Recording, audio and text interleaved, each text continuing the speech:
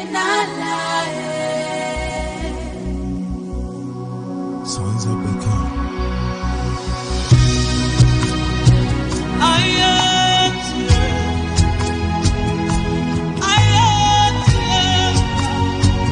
What have you not done for me, oh Lord, I'm grateful.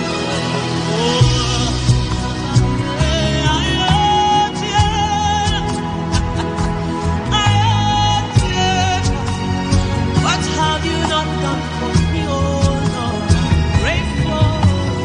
What have you not done for me? What have you not done for me? I cannot imagine all you went through just for me. What have you not done for me? Where would I be without you? Where would I be without you? Where would I be without you? There's no me without you. Where would I be without you? Where would I be without you? Where would I be without you? There's no me without you. Jesus, I'm coming in. Jesus, imperenti nana. Jesus, I'm coming in.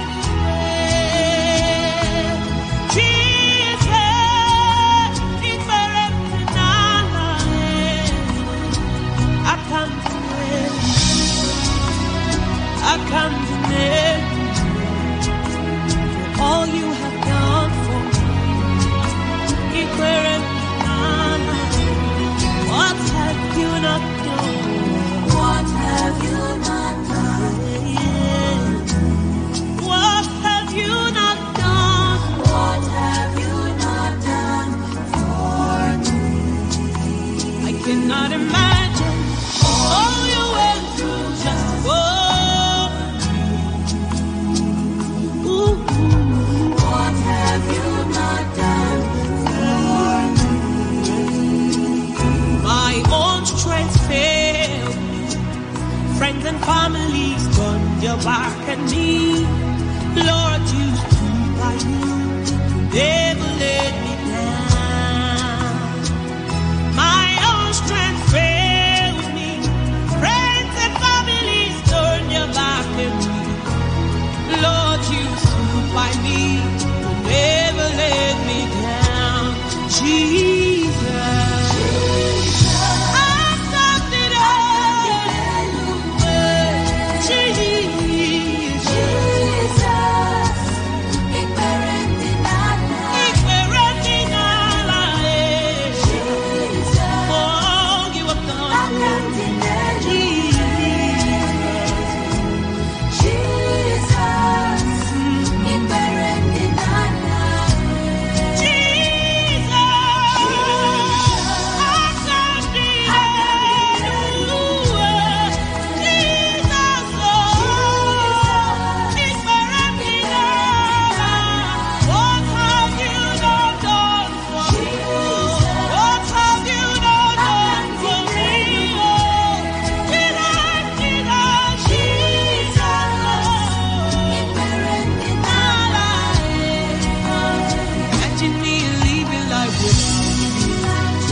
Everything is incomplete without you. Life makes no sense without you. Imagine me living life without you. Everything is incomplete without you. Life makes no sense without you. My own strength failed me. Friends and family turned your back on me. Lord, you stood by me. You never let me down. My own strength failed me. Friends and families turned your back on me.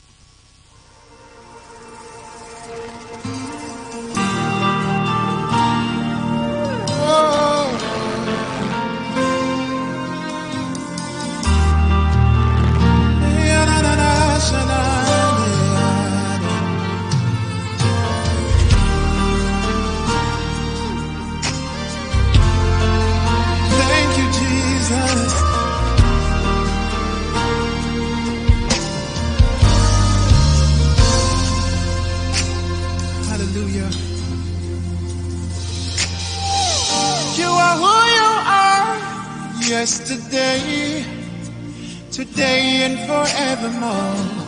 What you say is what you do. You never fail, you never change. You are faithful till the end. Faithful God, I worship you. I worship you. You're too faithful to fail me. You're too faithful to disappoint me. You've proven yourself in my life, and I've come to realize you're too faithful to fail me. You're too faithful to fail me. Oh Jesus, you're too faithful to disappoint me. You've proven yourself in my life, and I've come to realize you're too faithful to fail me.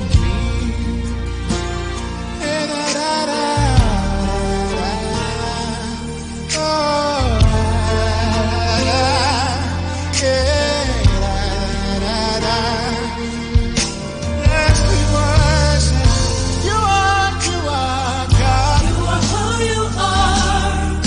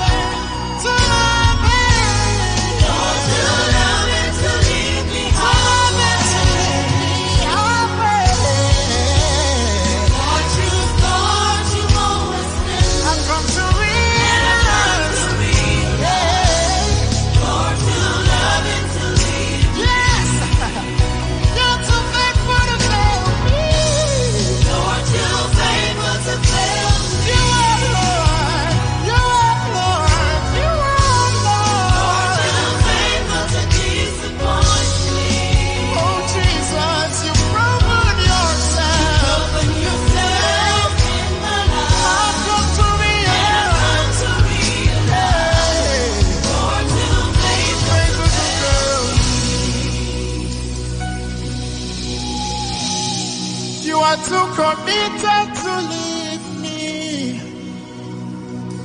Oh Jesus, you are too consistent to leave me halfway. Yeah. What you start, you always finish. Lord, I've come to realize that you are too faithful to fail me. What you start, you always finish. Lord, I'm here to testify. You're too faithful to fail me.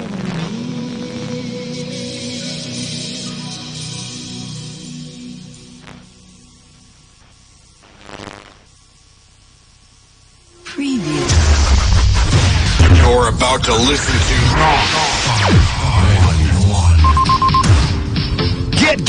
Get ready! It's the world of broadcasting as Today95.1 FM brings you entertainment, information, education as they unfold every day. Today95.1 FM. Do you know that I'm a petrol mention? Do you think I used to climb from 3 alone in this video? So, yeah, you see, you've not benefited anything from Nigeria.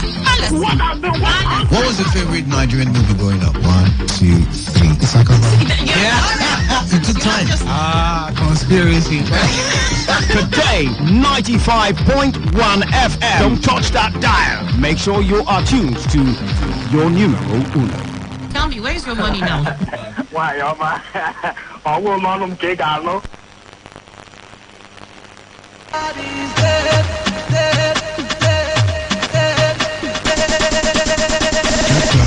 If God is dead, tell me who's up in the stars in the sky. If God is dead, who told no moon where to hide? If God is dead, who separates the day and the night? My God is not dead, 'cause I can see him everywhere. I can see him in the mountain, in the wind, in my baby anytime he calls me daddy. In case you be doubting, look at me, I got the very life of God in me.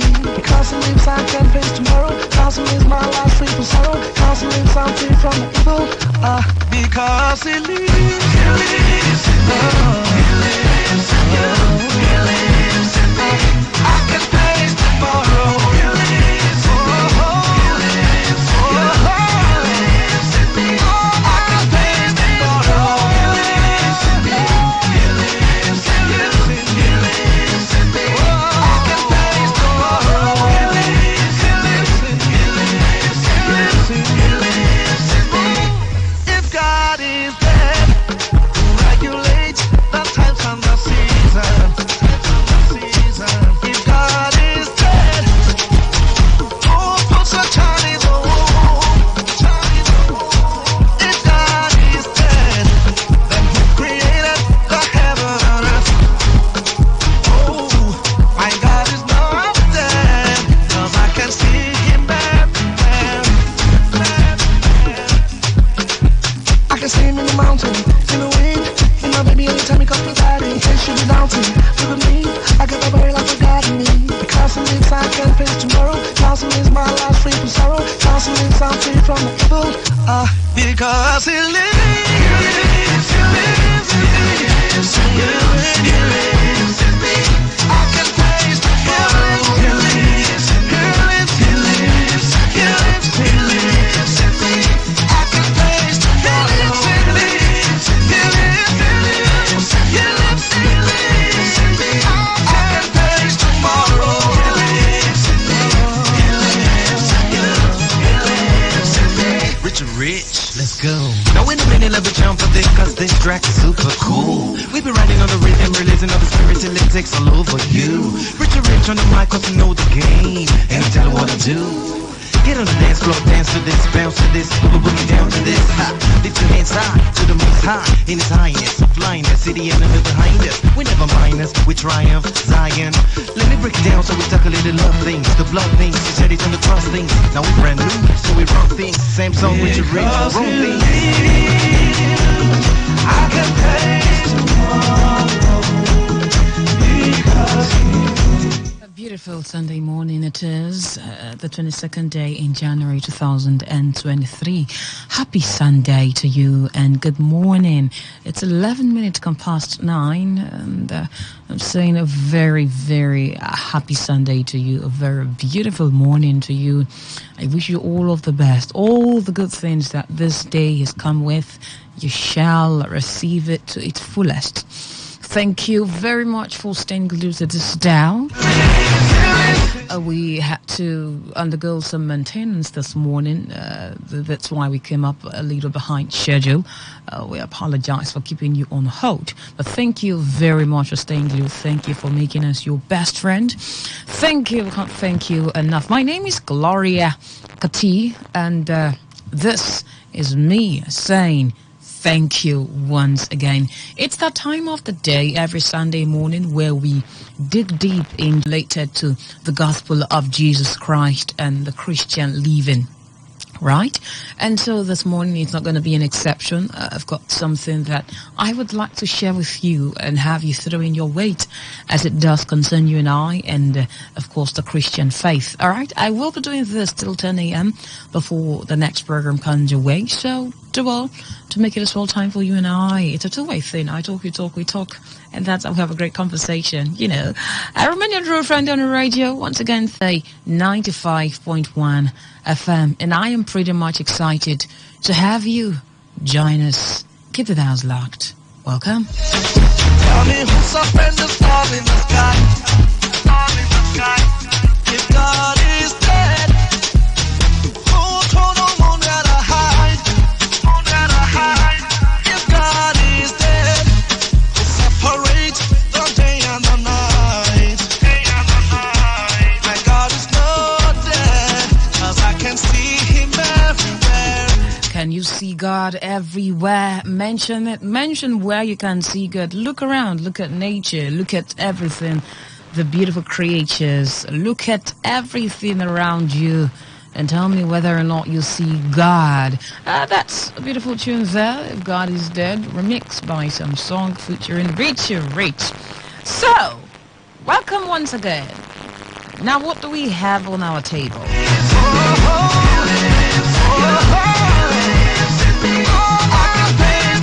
So I once saw this video that was trending some time ago. It involved a couple of persons who were discussing the church and issues relating to religion, right? And they mentioned a couple of things that seemed to be factual and reality, some things that seemed to be, that would be considered as ideal and then reality. You know, we often have, there's always an ideal situation and then there is often the reality, right? And usually reality does not conform to idealness, or many a times reality, this is the ideal situation, right? This is what it's supposed to be. But in real sense, and what we have right now and what is attainable, this is what it is, which is reality. So many a times idealness and reality do not always align, which is why people will make certain statements like ideally, this is what it's supposed to be. Well, that's by the way. So they were discussing Christian religious issues, and then they made certain assertions which I'd like to today on the conversation. What did they say? I find it even difficult to say because it might be provoking. On the other hand, it might be a food for thought, right? What if there might just be some truth in it? What if they might be making a point? What if they might be driving somewhere? And I'm sure you can't wait to hear what they said. They said that the church has failed. I was seeing a movie, not a new movie though, but I just got to see that movie. God's Not Dead. And the movie highlights a couple of things that we don't realize or pay attention to as Christians. And it makes people doubt if God does exist. One, it makes people doubt the efficacy and authenticity of the Christian faith. It makes people wonder the place of the church in society, in a nation. And it makes people wonder the point of Christianity. Now, that movie has different parts, 1, 2, and 3. I didn't get to see part 1, but I did part 2 and 3. And part 2 was all about trying to prove that God does exist. In fact, the whole movie is actually about trying to prove that God does exist, to convince the world, the atheists, the pagans, that God does exist and his works are marvelous in our sight, you know.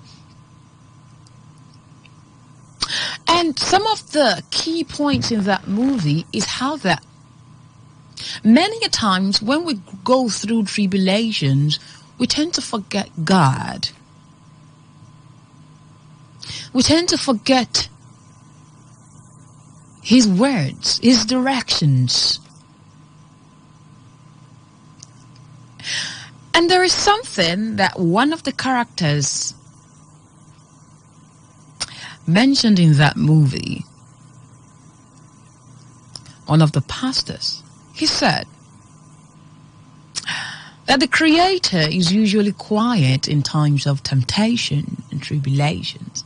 That word struck. Because a lady going through trials, going through tribulations, temptations, because she made a reference to Jesus, which is actually a question that was asked her and she had to answer. But that had to do with the person of Jesus Christ. And so she was to be fined and ripped of her position in the school and even a license to practice. And so at that point, it felt like God had forsaken her. It felt like God was far. It felt like she couldn't feel him anymore. Usually she would feel his presence. But at that point, it felt like God was nowhere. Oh, don't leave me, God. Don't abandon me. Do not forsake me, God. And so the movie served as a reminder and a wake-up call, pointing you to a lot of things that we would see and we see as Christians that sometimes, if not a lot of times, we do not pay attention to. So when you're going through the tribulations, the trials, the temptations, the Creator is usually quiet. Because at that point, it's you being tried. It's you now. It's how you hold on to the word that he has said to you. It's how you stay firm. Keep believing. It's the trying of your faith to prove you as a servant that is worthy. Work out your patience, you know. Oh Lord. Can be crazy sometimes. But those who know their God shall be strong and do exploits. Indeed, those who know their God, who stand by him. And it is in the times of trial and temptations that it is proven how much of him you know and how much you can really stand. I mean, that's the test. To see whether this God that you really proclaim and talk about, you can really stand by him, you can really hold on to him, even when things do not look like the way they should go or look. Well, having said that, let's come back to the conversation. So they said that the church has failed. Now, why did I even cite this movie here because of something that happened, and I felt like the church had no essence in its environment anymore. More like the church was just so, and which was the case, actually. We lose focus. We concentrate on the unimportant, leaving the crucial, the important. Now, the pastor's church was about to be taken over by the school, as the church was in the campus, on campus. But this pastor wouldn't let that happen, and so he was more like desperate and could almost do anything to make sure that he keeps his church. But you know what? You know what God said to him? This place, this building, is not my church. When he said that I would build my church and the gate of hell will not prevail, shall not prevail of it, he wasn't talking about this building. They can destroy the building for all he cares. His church still stands because his church is not the building. That building can be reconstructed again. It is made consecrated because of the actual church, which is you and I. We are the ones who define the purpose of a particular building. Who makes a particular building holy? I mean, it's the purpose of a building that actually defines the building. Any place can be a church, you know.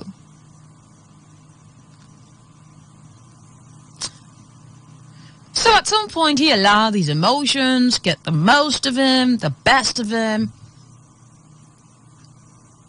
until indeed he sought after God and to really know what God was saying and what he was doing wrong.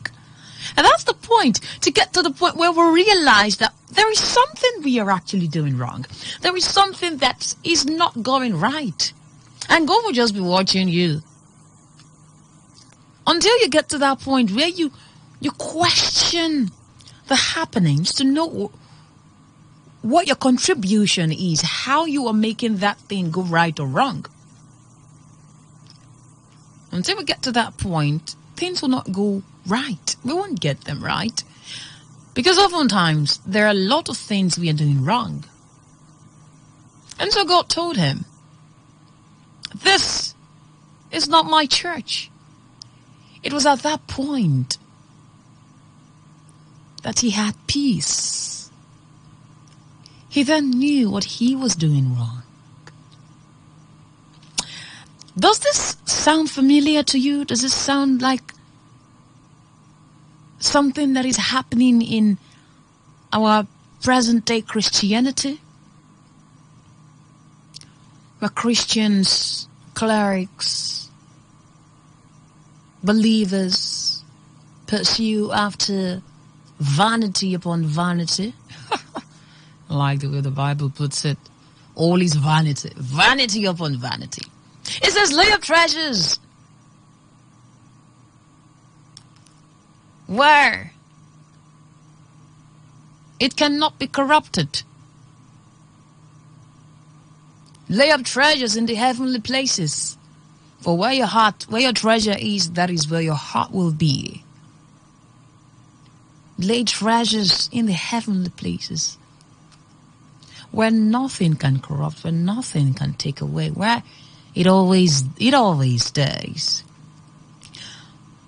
But it looks like we are laying up treasures in earthly things, in worldly things that would pass away, that would crumble, that we can't even take anywhere.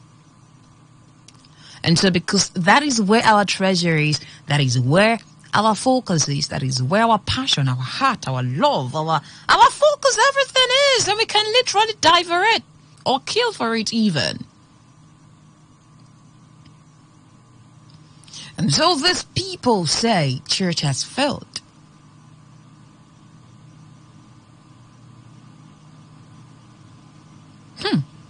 How does that make you feel?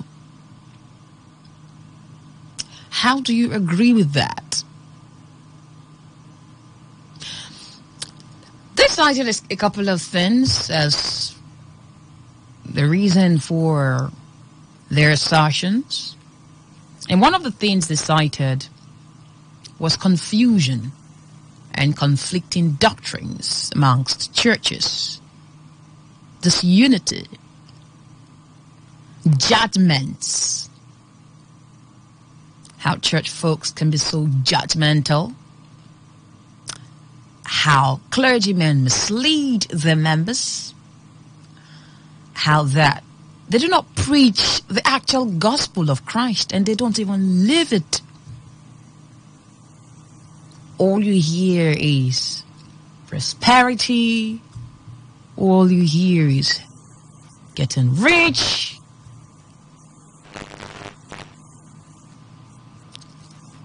Yet again, Jesus warns about the riches of this world.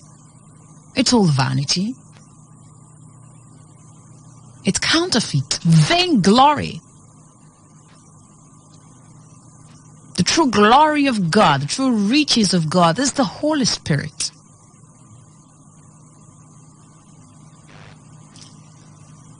And that's why he says, seek ye first the kingdom of God.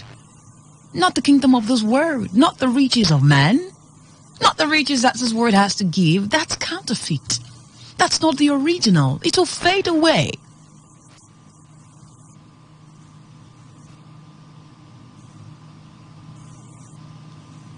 And so, they focus on those things, leaving the primary assignment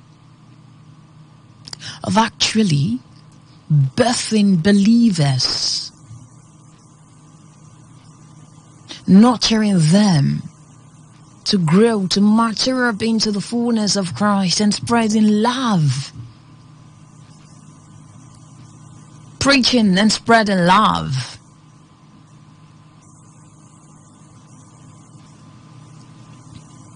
Living each day of their lives like Christ. Having the fruit of the Spirit being made manifest in them. And of course, there's no way this fruit will be in you. There is no way you would have this and then not have riches or true riches. And true riches can only come from Christ. Well, this teaching here is quite deep, and I'm going to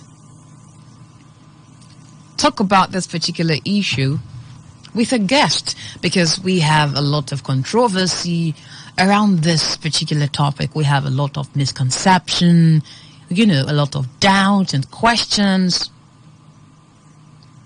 that need to be addressed. I saw an article that says God does not give true riches to unbelievers. You might want to wonder, what are the true riches? What are the true riches? So, if the church has failed, then what are they doing?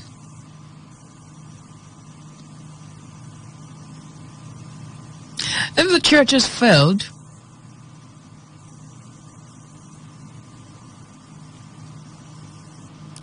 then why is the church still in existence? Why is there such a thing as gospel? And their argument again holds that church, which is a religion, or Christianity, which is, in the coming from the aspect of, being one of the religions, right? Not exactly a religion in practice. If church had not failed, or church rather, is an instrument for change, for sanity, for goodness, for morals, because That's the fruit of the Spirit. And there are just 2 commandments that Jesus gave to his children, to the disciples. Love God and love your neighbor, just as you love yourself. That is the greatest commandment of all, love. If you love your neighbor, you would not covet what he has, or even his wife. If you love your neighbor, I mean, there was a scripture that I stumbled on yesterday, talking about love. That was 1 Corinthians chapter 13, verse 4. It says, love never gives up. Love cares more for others than self. I'm reading from Message translation. Love never gives up. Love cares more for others than for oneself, for self. Love doesn't want what it doesn't have. My God. It doesn't want what it doesn't have. You don't have this thing, so you're going to feel bad. Rather than rejoice with other people, you feel disgusted. You feel bad. You feel jealous. So you different thoughts that trooping into your mind. Love doesn't want what it doesn't have. Love doesn't strut. It doesn't have a swelled head. It doesn't. None of the praises, pride, or whatnot gets into you. Love. It doesn't force itself on others. It isn't always me first. It doesn't fly off the handle. It doesn't keep score of the sin of others. It doesn't revel when others grovel. People are in pain. They're undergoing one thing or the other.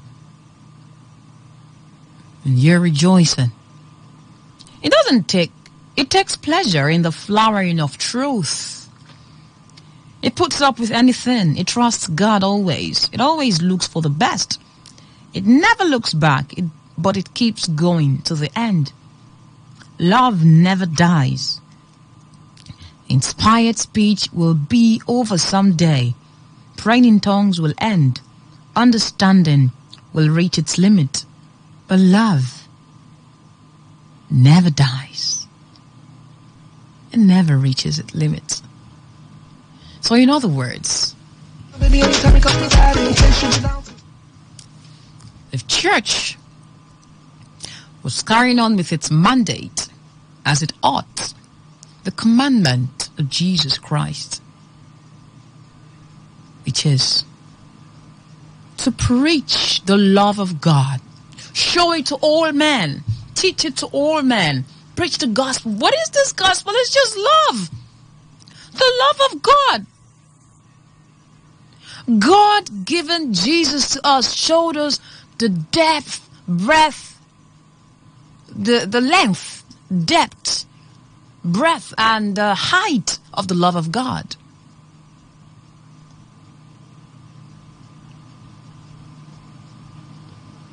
And so, that was the argument. If church was living up to its purpose, demands, perhaps society would have become a better place. Governance would have become a better place. Another thing in the sight is Christians mocking their faith even, and not being stringent followers of Christ. So their influence in the world is not as much.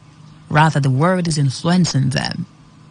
You know what I mean? You have to be strongly rooted on something, in something. It's not like you are here or you are here. And you can't serve two masters. So if you're in the world, you have to be strongly rooted in the word, or you would sway. The world would take you over. You'll be influenced by it. So I'm asking you, do you think that the decadence in society can be attributed to the church failing in its roles and purpose in the world? Do you think the church is truly failing? I mean, we see people come surrender to the Lordship of Jesus. Meanwhile, you must have seen oftentimes where there is an altar call, or you're preaching to somebody, or trying to lead somebody to Christ. And then the person tells you, or you tell the person, confess your sins. You don't become born again by confessing your sins. Confession of sins is not even for unbelievers. It's for believers. You don't confess your sins. Jesus didn't tell the world to confess their sins. He says, confess the Lordship of Jesus. Believe in Him and confess Him as Lord over your life, and you will be saved. What sin are you confessing? Where do you want to start from? Confessing to who? Huh?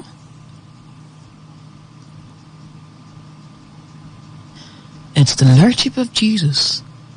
Believing and surrendering to it. Surrendering yourself. That's it.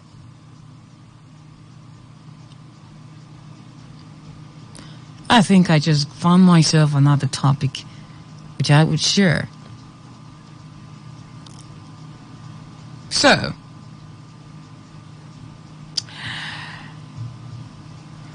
where do you think that the church is lacking it? What do you think that the church is probably doing wrong? What do you think we need to improve on? Why do you think people hold the strong assertion that the church has failed or is failing? Has the church truly failed? Is there different branches of churches springing forth here and there every day with people supposedly being born again? Because I really don't know if we're even leading people to Christ. I really don't know. Because you can't force, cajole, coerce somebody into the kingdom of Christ. No, it's a conviction. It's something that they decide. They're convicted into as a result of the knowledge that they have received. And that knowledge is dependent on the preacher. If there be no preacher, how would this knowledge go across? That's why God has strong foot soldiers. That's why God called you and I. But are we fulfilling that purpose? Are we really winning souls and brooding, nurturing, grooming those souls in the way of Christ, in preaching love?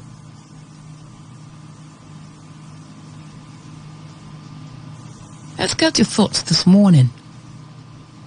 What do you think that the church, where do you think the church has got it wrong?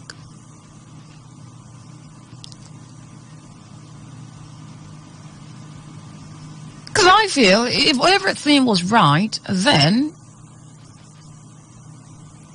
these assertions wouldn't be there.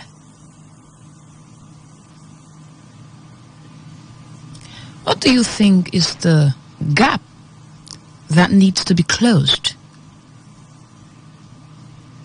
in the Christian faith?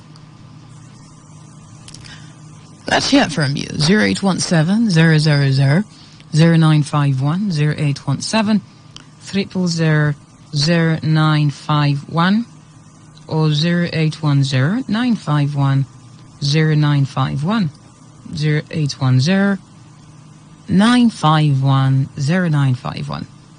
Or do an SMS or WhatsApp message to 0701 933 9962.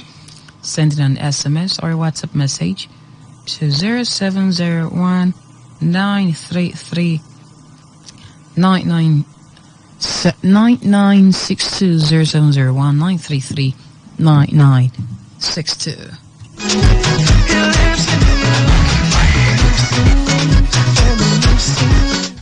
Gutspiration live here on Today 95.1 FM. Now I can face tomorrow.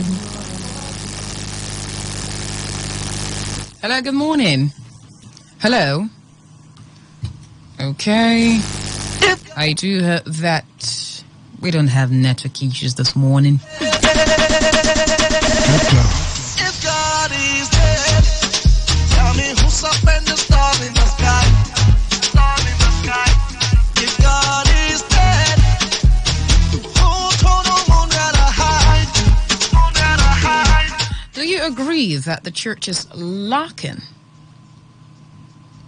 The church is not carrying on its mandate well enough?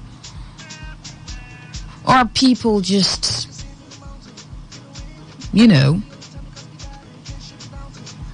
being unnecessarily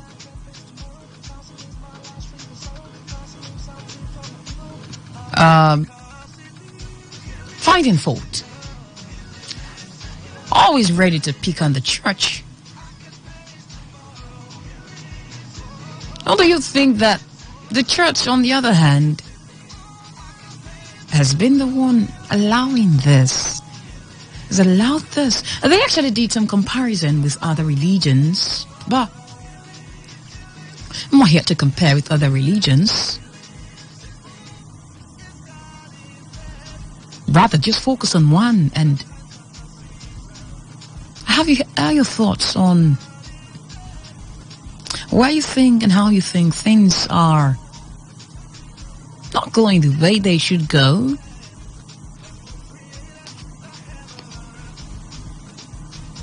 Do you think that church is rather leaving people more unjust, rather breaking people up rather than molding them, tearing them apart? Is that really the case? Is that really what it is? Many of the musicians we have today, not all, started from the church. So what happens eventually? Why do we often see a derailing from church? Even a lot of the persons who are raised in church, were raised, eventually, there has to be a gap that needs to be covered. Someone said that if church goes the way it is going, in less than a few years, it will lose relevance. Lord of Lords. Really? How true? There has been different statements targeted at the church. Yeah, people say, Jesus Christ said that greater works will you do in your time. But in my time and generation, we're even doing less.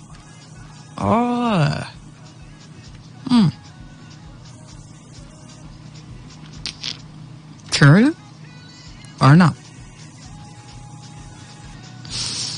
Let's hear from you. 0817-000-0951 or 0810-951-0951. 0817-000-0951 or 0810-951-0951. Or send an SMS or a WhatsApp message to 0701 933 9962 0701 933 9962. Another one says, oh, many pastors are just after money. So they don't exactly care about their flocks or their spiritual growth. That's true. Let's not forget that these men of God themselves need help. They are humans just like you. They're not superhumans. They're not super beings. They are human who just have a supernatural anointing, a supernatural force, just like you, a believer, operating in them, which is the Holy Spirit.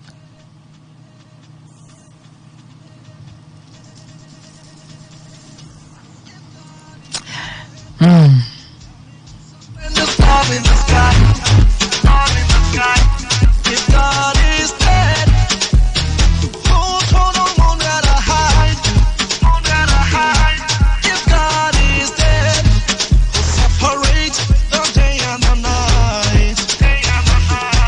My God is not dead, 'cause I can see Him everywhere.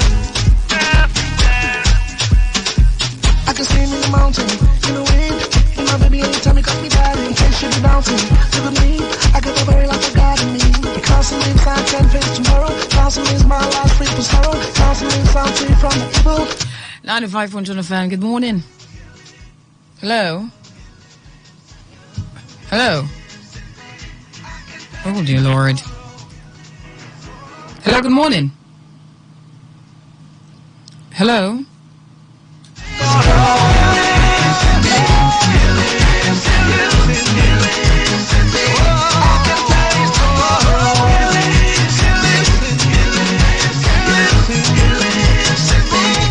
If God is dead, who regulates the times and the season? If God is dead, who puts a child in the womb? If God is dead, then who created the heaven and earth? Oh, my God is not dead, 'cause I can see Him everywhere.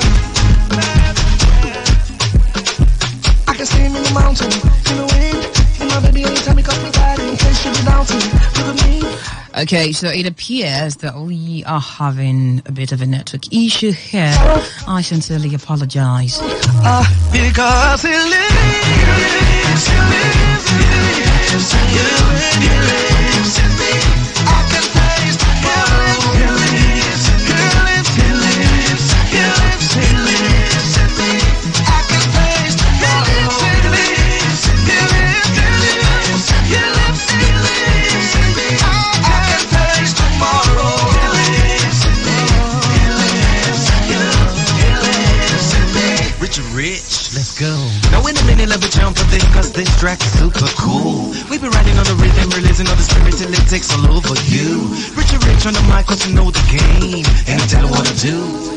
Get on the dance floor, dance to this, bounce to this, boogie down to this. Lift your hands high to the most high in His highness, flying that city and the behind us. We never mind us, we triumph, Zion. Let me break it down so we tackle the love things, the blood things, the charity on the cross things. Now we brand new, so we run things. Same song with your rich, wrong things.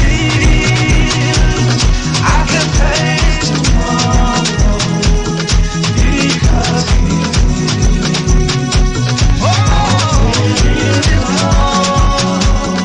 and because I know He knows my future.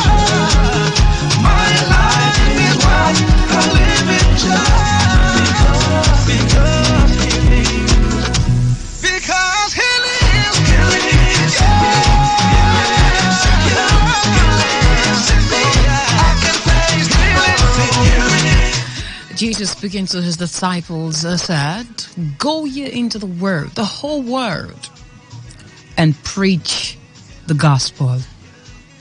There has oftentimes been arguments, controversy, questions around what the gospel is, but I don't see why that springs the controversy that it does.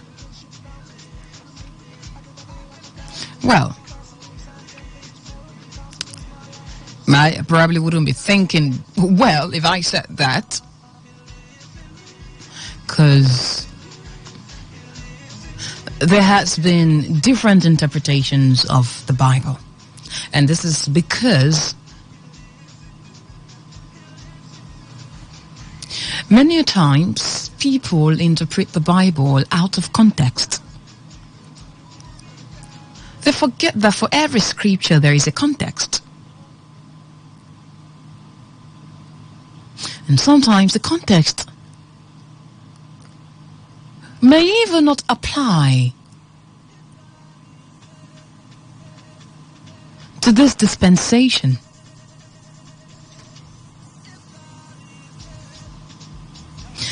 Well, the gospel is the good news message that what? That man can be saved from the penalty of their sins and receive eternal life in heaven with God, which came through the death, burial, and resurrection of the Lord Jesus Christ.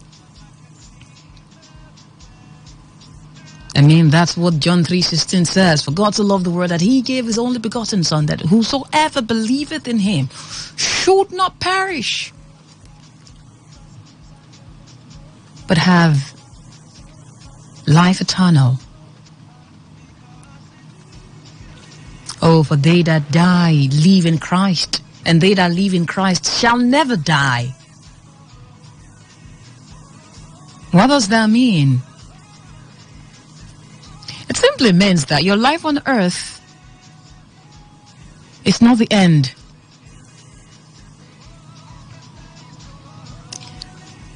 Life transcends this realm,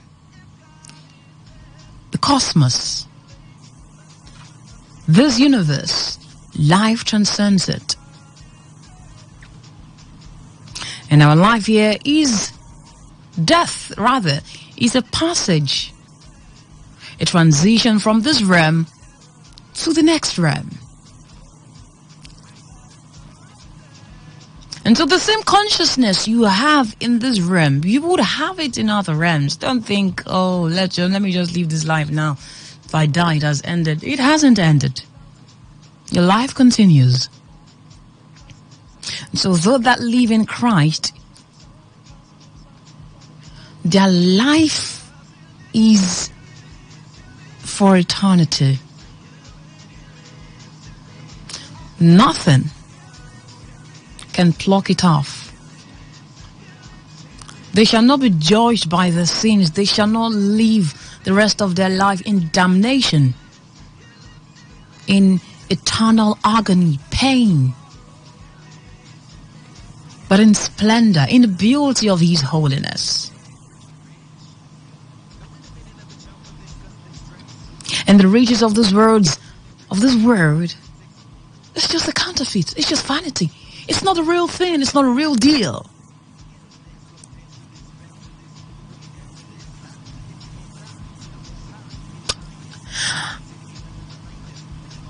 I would expatiate more on this with a guest. My next time with you on Gospiration.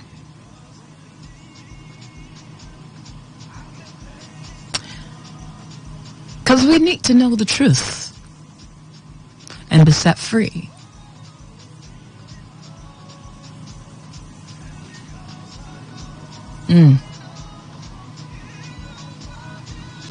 Thank you very much for staying glued, listening. I apologize.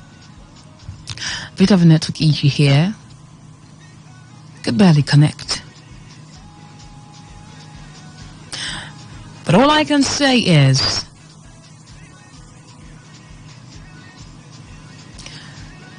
God has built his church, and the gate of hell cannot prevail. I mean, it says, if man will not praise me, I will raise stones. So if this generation will fail in actually propagating the gospel of Jesus Christ, then he will raise men for himself. He will raise strong foot soldiers to do that.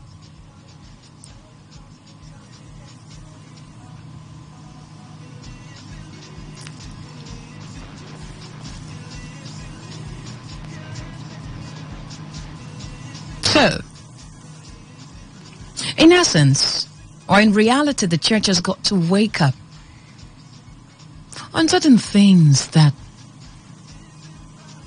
they've just allowed to slip away.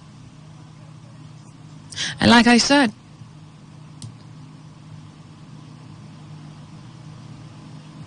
from the narration I brought from the movie, until we get to the point where we begin to ask ourselves, what am I doing wrong?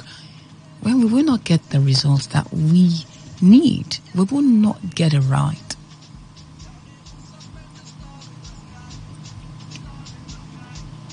So many doctrines, one faith.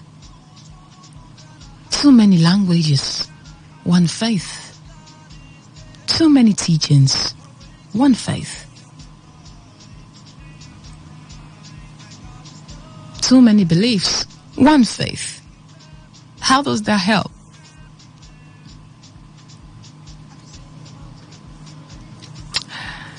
According to the Iberia of Jesus, may God help us all. My name is Gloria Kati. Know God for yourself. By that I mean have a personal relationship with God. Have a personal encounter with Him. Have a personal walk with God. Do not base your Christianity on going to church alone. Going to church is not what makes you a Christian. It's not what makes you sound. It's not what makes you a believer or a true child of God. It is you, what you do daily with God, your heart, that eventually makes the difference, and what you do with what you hear. Remain your true friend on the radio. Thank you very much for staying glued. Gloria Kati is my name. Do not go anywhere. More programs lined up for your listening pleasure. Keep the dials locked.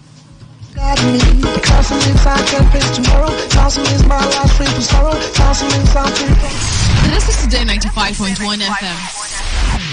To copy this tune, press 9. This is Today 95.1 FM. For current news and information, press 5. They are politicians, all of them. They know what they do. So they know how they attack each other. To stay connected all day, press 1. The person who raised the alarm is the one who made the public know about it. Good afternoon and welcome to the World News on your premium talk radio. We are your premium talk radio station. Today 95.1 FM. The station with a unique dial.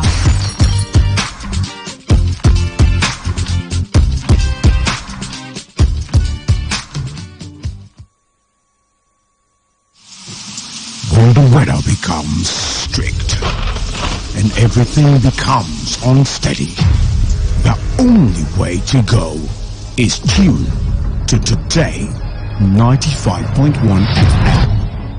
And the world of information, entertainment, and education will be served as breakfast, lunch, and dinner. Welcome to the show. You're listening to today's Quest. A newspaper review segment is what we've now got. Now he says I can't bring the party to your house right now. Because, even if it's raining, I still bring the heat right here. I am here for you, and I know you are here for me. It is surely the best 15 minutes of football you can find anywhere on radio.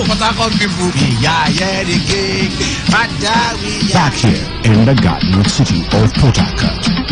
Today, 95.1 FM. Nothing but the best. Nothing but the best.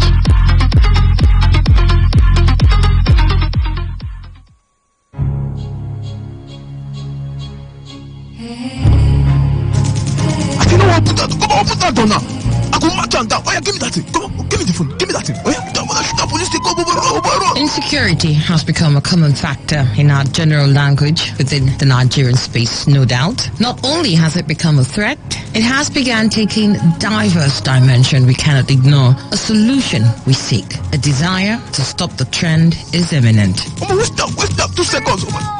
God, hey, Jesus. Straight bullet, though. What kind of country is this?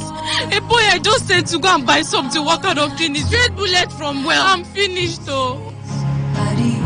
Directly or indirectly, we all have lost people friends, family, or acquaintances as a result of insecurity.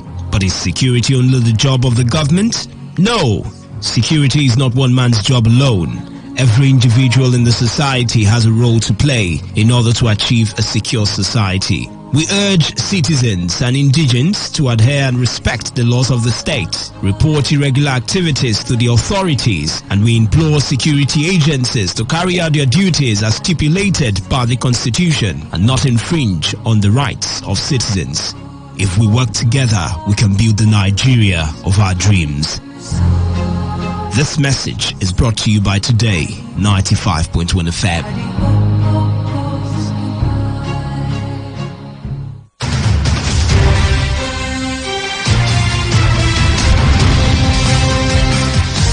Still your premium talk radio station, Today95.1 FM. The news update at 1.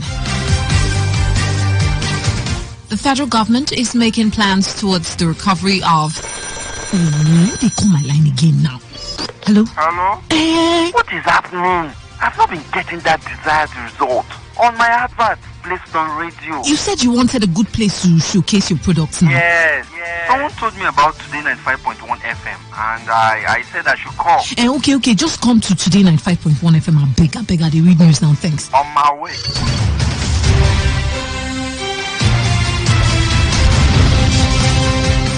Sorry for that break. Still on the news. Governor of... This is Today 95.1 FM, Port Harcourt, voice of the people. What is it? How come Chukudi, that guy, how come he's making more sales than us? And we are in the same line of business.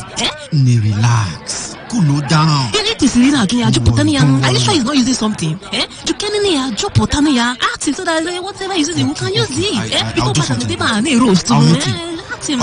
I will meet him. He's my brother. Calm down.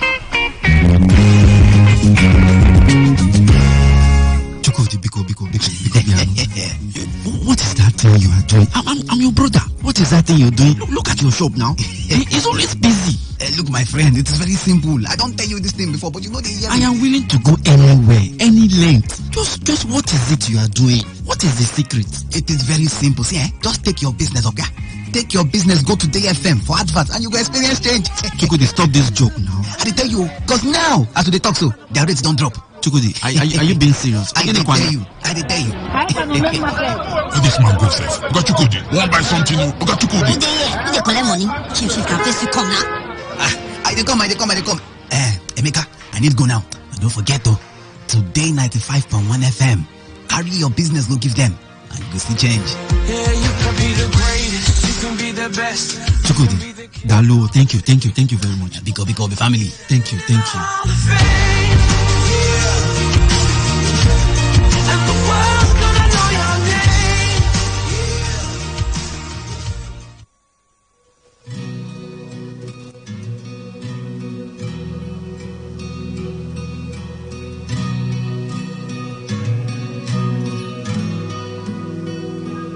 Made a way. Don't know how, but you did it. Made a way. Standing here, not knowing how we'll get through this test, but holding on to faith, you know best. Nothing can catch you by surprise. You got this figured out, and you're watching us now. And when it looks as if we can't win, wrap within your arms and step in. And everything we need you to supply, you got this in control. And now we know that you made our way.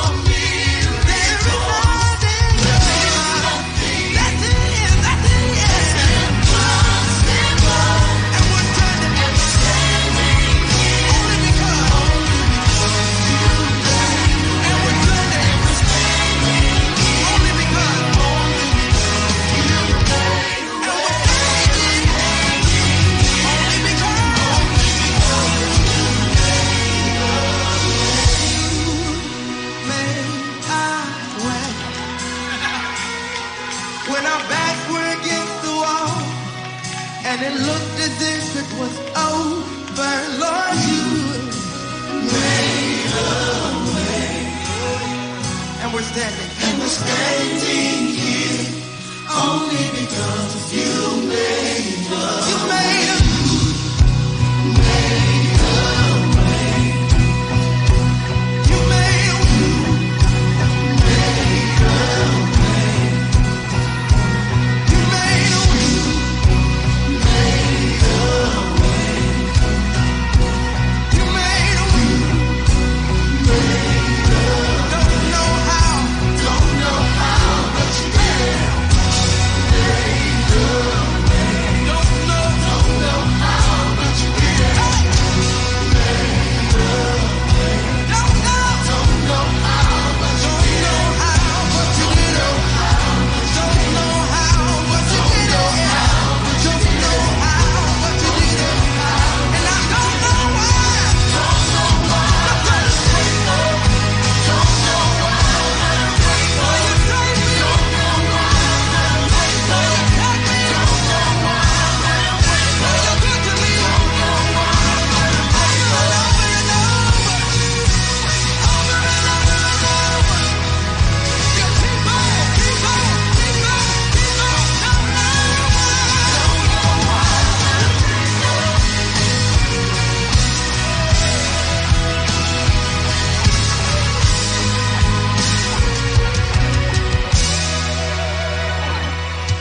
And we're standing here only because you made. And we're standing here only because you made a way. And we're standing here only because you made. 'Cause you move mountains. You move mountains. You move mountains. You move mountains. You cause walls to fall. You cause walls to fall. You cause walls to fall. Hey, you cause walls to fall. And you cause chains to break. Hey, you cause chains to break.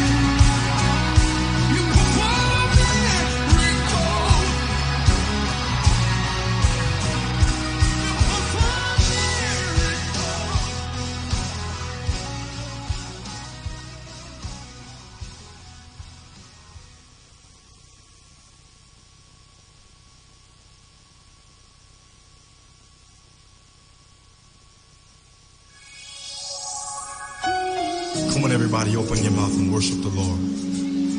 He's worthy of the glory. He deserves the praise today. Come on, everybody, all over the room, open your mouth and worship Him. Lift your hands and bless Him in this place.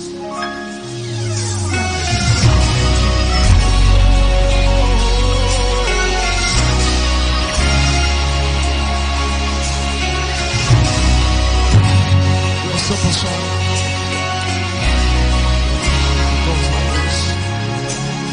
My hallelujah belongs to you.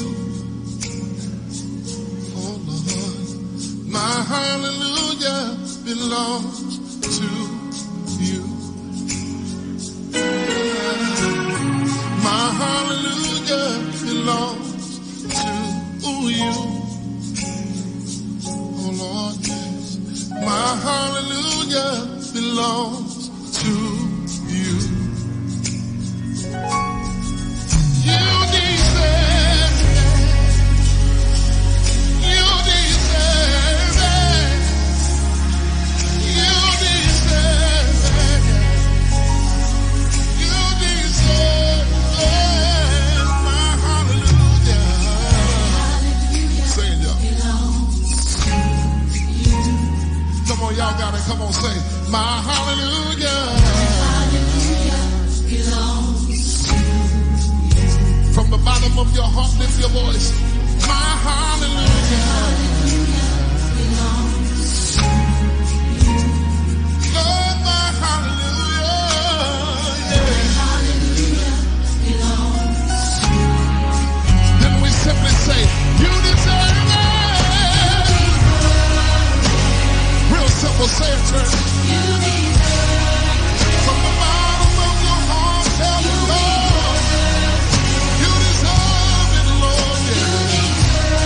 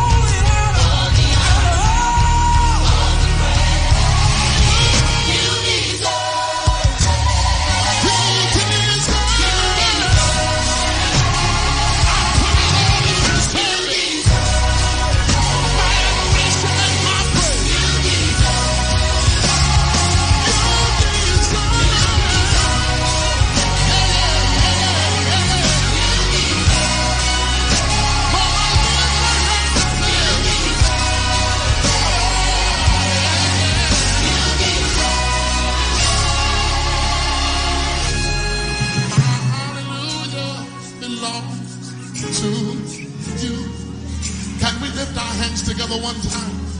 My hallelujah belongs to you. Everybody, come on in concert and say it. My hallelujah belongs to you. My hallelujah belongs to you.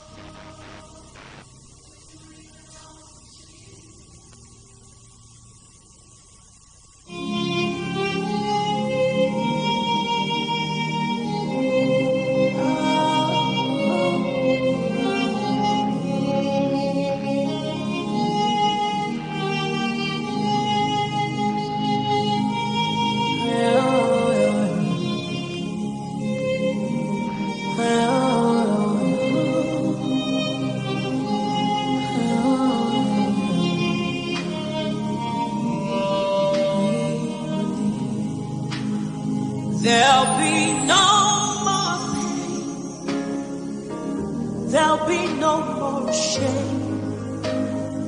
There'll be no more loss in Jesus' name. There'll be no more sorrow. There'll be no more bloodshed. He said it is finished. We believe. He said it is finished. We believe. He said it is finished.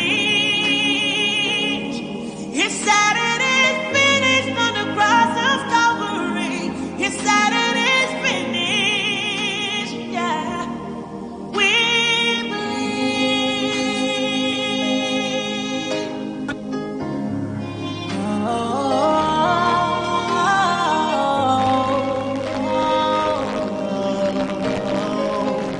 No more, we believe. There'll be no more pain.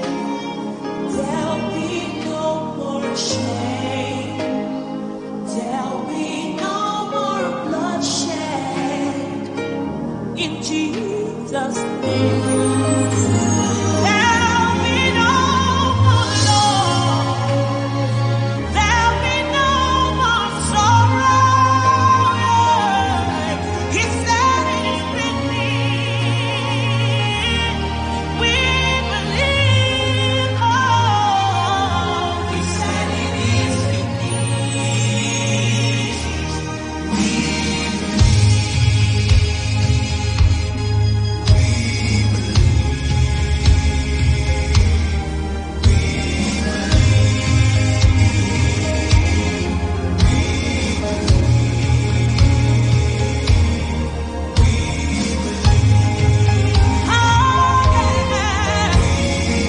There'll be no more pain in Nigeria. No more loss in Africa. There'll be no more bloodshed. No more sorrow.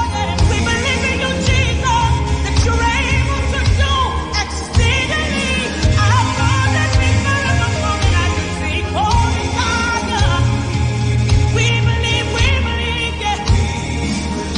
Oh, we believe in your finished work, yeah. We believe in you, yeah. There'll be no more barrenness in our life. I prophesy there'll be no more suffering, no more accident, failure, famine. I pray for you. I pray for you in Nigeria. I pray for you and your family. You will reap the fruit of your labor. Yeah. No more pain. No more loss. No more pain. No more sorrow. We believe in your finished work, Jesus. We believe. No more pain. No more loss. We believe. We believe. We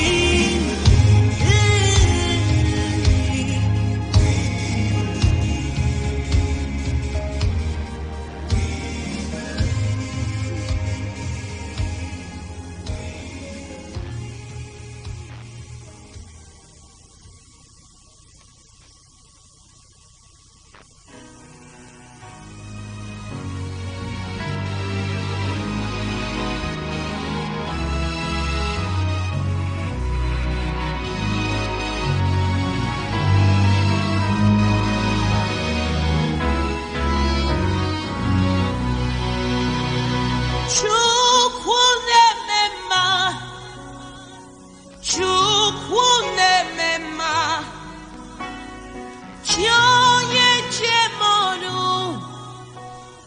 chionye chemonu, igwe, igwe, only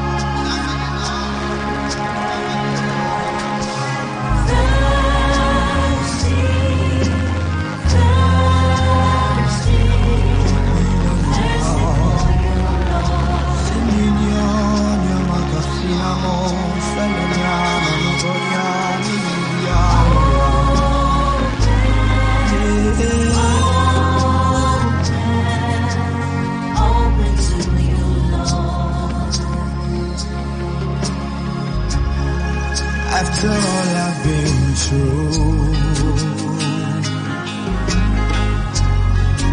I'm chasing after you. After all I've been through, I'll keep chasing after you.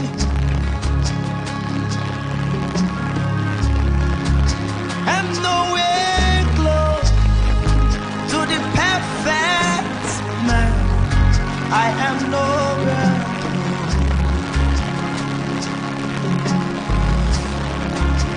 I'm nowhere close to the perfect man. I am nowhere. It's so amazing, Lord, that you're addicted to me, even in my mess, Lord. And now I realize that you are all I need. I will chase after you.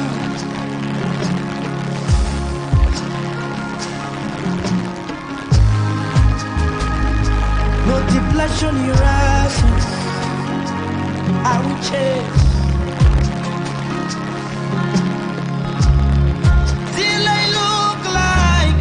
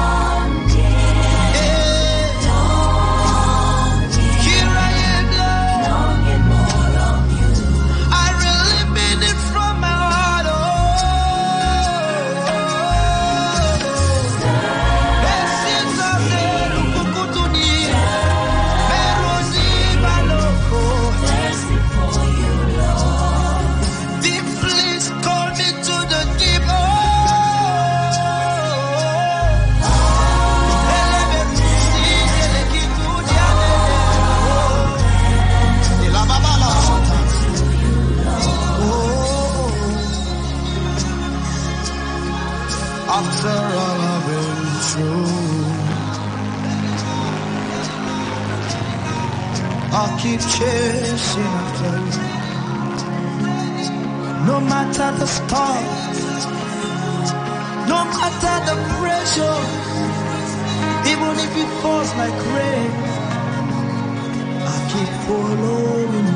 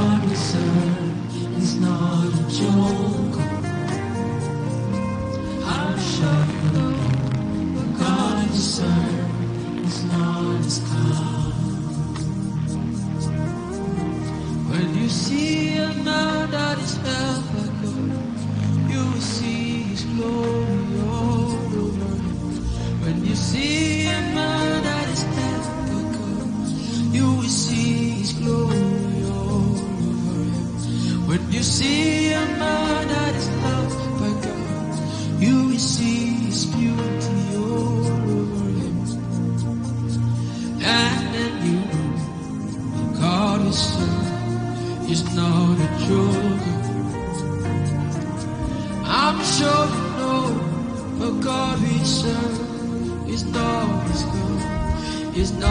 is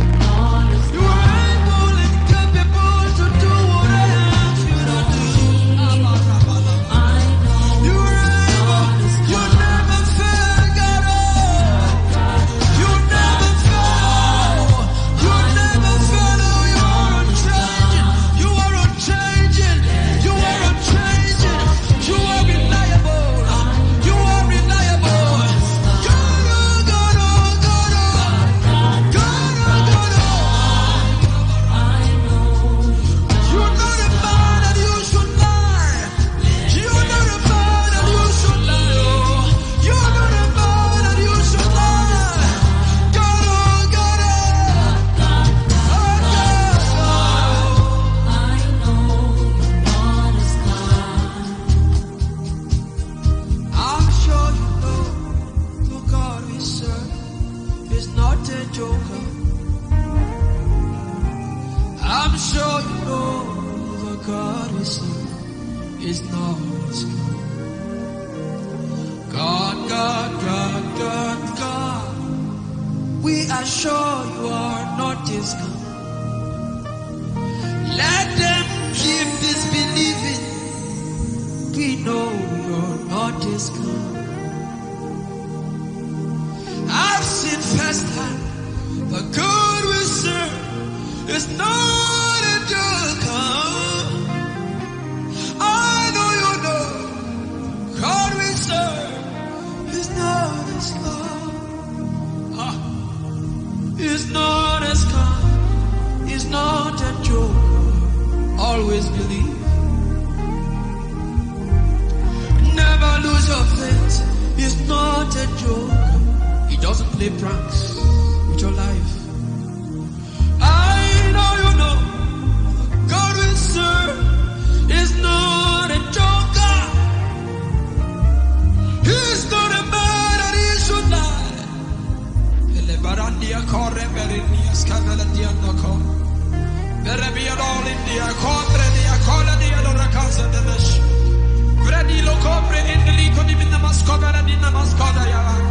We know who saved us, we loves us. We know who we believe, we know.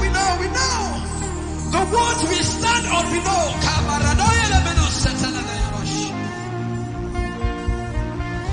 Let them keep talking. Let them keep accusing. Let them stay in disbelief. But we that have been called by the Lord, we know who sent us. We know what he has said to us. We know the words we stand on. Definitely, the God we serve is not a joker. I'm sure you know.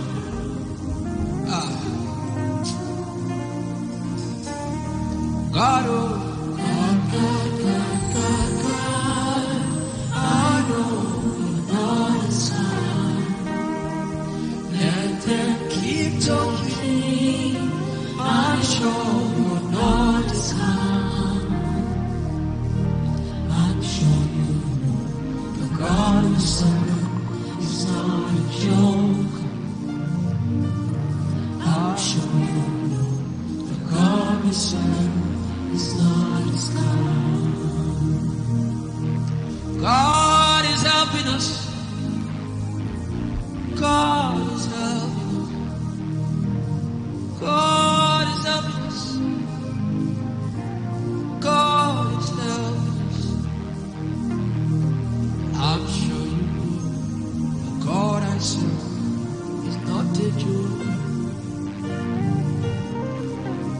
I'm sure you know. I'm sure you know. He's not as good.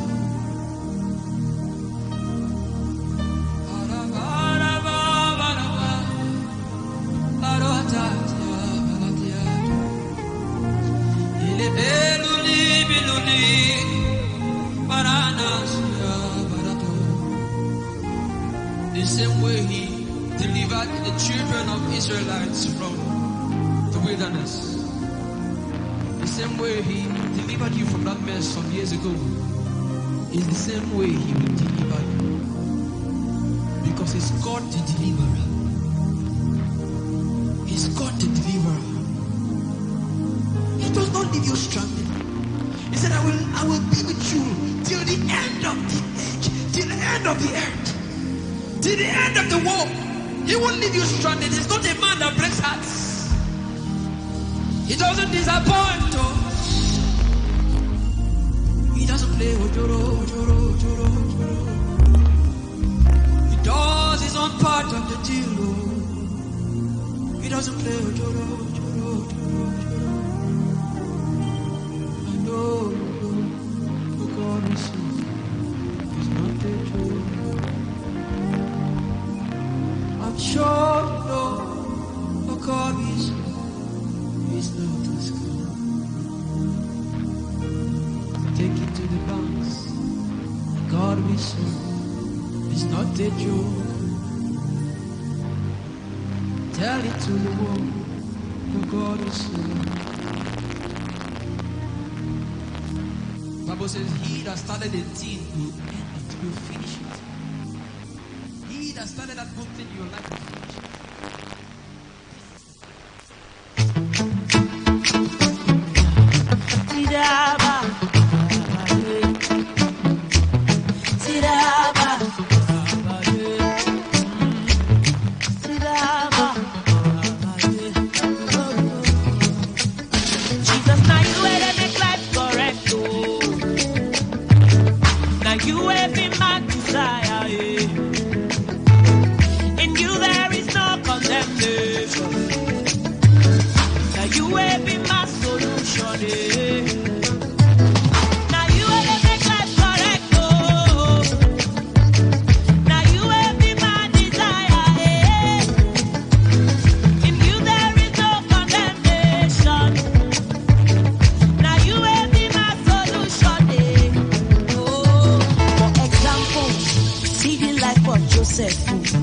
Like play from prisoner to prime minister. Jesus, now why I love you. You they do your thing your own way. You know they take excuse before you show for matter. What up, my sister Esther from Commoner to Pino? Now only you feel do this thing where I know. Them say na man no. I tell them say na man no. The best connection. You make it nobody become somebody. Okay, alright. All you need to know about this one is that 95.1 FM. Such a unique style.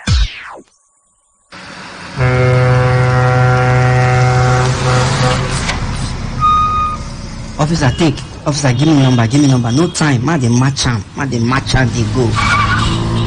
What? You driving the officer of the law? You need arrest.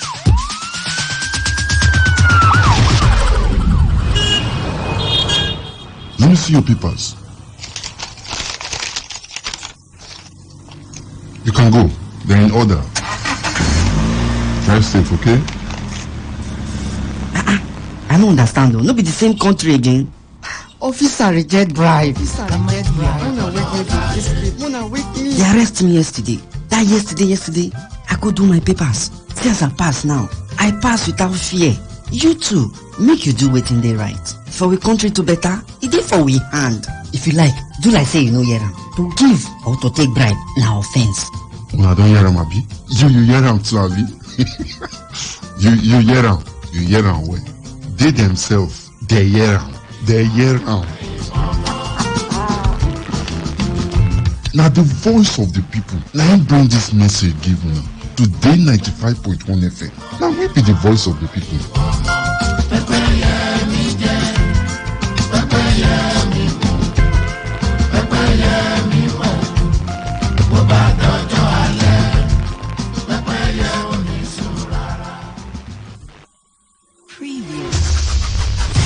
You're about to listen to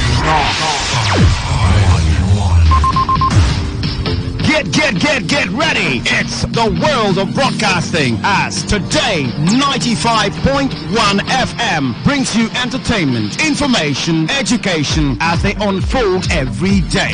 Today 95.1 FM. Do you know that I'm necessarily mentioned? When I talk about market, do you think I used to climb from 3 alone in this video? So, yeah, you see, you've not benefited anything from Nigeria. What was the favorite Nigerian movie growing up? 1, 2, 3. Yeah. It's a good time. Conspiracy. Today 95.1 FM. Don't touch that dial. Make sure you are tuned to your numero uno. Tell me, where's your money now? Why,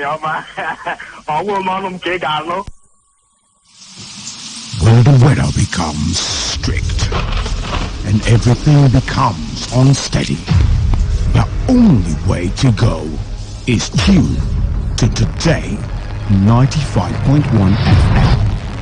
And the world of information, entertainment, and education will be served as breakfast lunch, and dinner. Welcome to the show. You're listening to today's Quest. A newspaper review segment is what we've Now got. who says I can't bring the party to your house right now? Because, even if it's raining, I still bring the heat right here. I am here for you, and I know you are here for me. It is surely the best 15 minutes of football you can find anywhere on radio.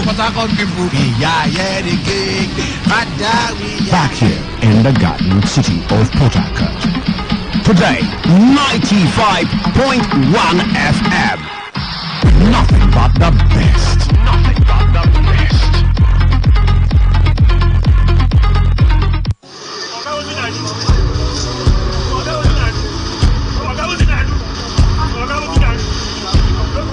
I am a proud Nigerian. I have been placed here by God for a time such as this.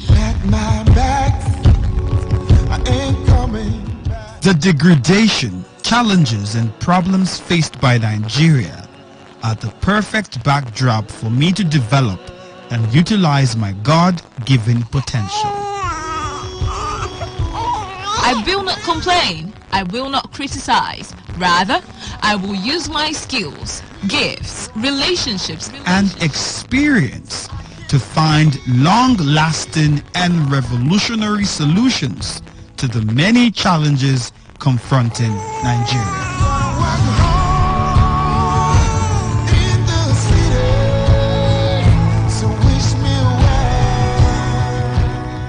Nigeria will rise again. Because I am here, I will leave this nation a better place than I met it. I will work to make Nigeria a praise on the earth.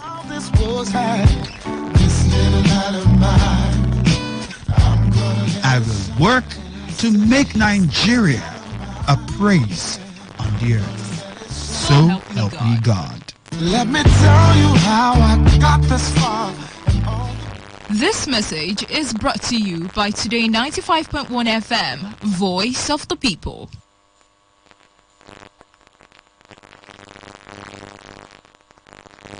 Okay, alright. All you need to know about this one is that 95.1 FM? Such a unique dial. 95.1 FM, Voice of the People. And we're back.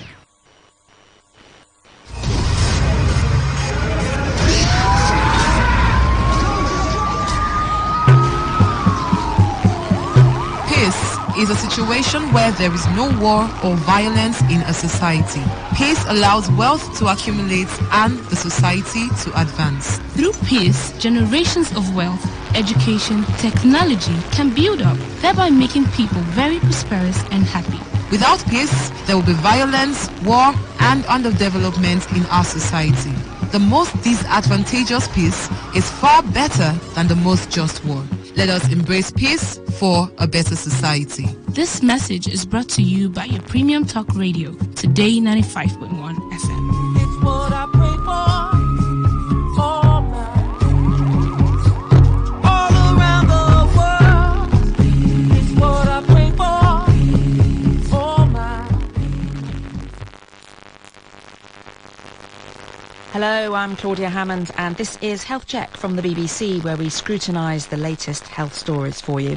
And to help me do that today, I have Tabitha Mwangi, who is the Programme Manager at Cambridge Africa at Cambridge University. Hi Tabitha, how are you? I'm fine, thank you, Claudia. Good. Now later on, we're going to have your pick of the brand new findings from the medical journals with studies you've chosen from Uganda and from Tanzania. But first, we thought we'd do something we haven't done for a while now and take a more detailed look at COVID. Now, depending on where you live, your perspective on which way the pandemic is heading is likely to be quite different. And some places have seen recent spikes higher than they've ever seen before. We'll be hearing about one of those, Hong Kong, in a moment. But before that, we wanted to take you on a whistle-stop tour of COVID rates around the world. The total global number of new cases has jumped by 10%, the first rise since January. And Tabitha, you're going to give us a rundown of how that overall increase is playing out across different continents. Let's start with Africa. So in Africa, we've passed the peak now, and lots of countries are now loosening the restrictions, which had been quite severe for a long time. When you look at South Africa, for example, they've lifted a lot of restrictions in the last, I think it was today actually, the last few days, so that indoor and outdoor venues can now take 50% of capacity. Wearing face masks in in outdoor spaces is no longer mandatory, but in public indoor spaces like shops and malls and things like that, that still remains. And that's the same in Kenya, where most of the restrictions have gone. Wearing face masks in outdoor spaces is no longer mandatory, although in indoor spaces we're supposed to do that. And there's unrestricted numbers for churches and sports events. So it appears that across the continent we are slowly loosening those restrictions that have been really tough on people.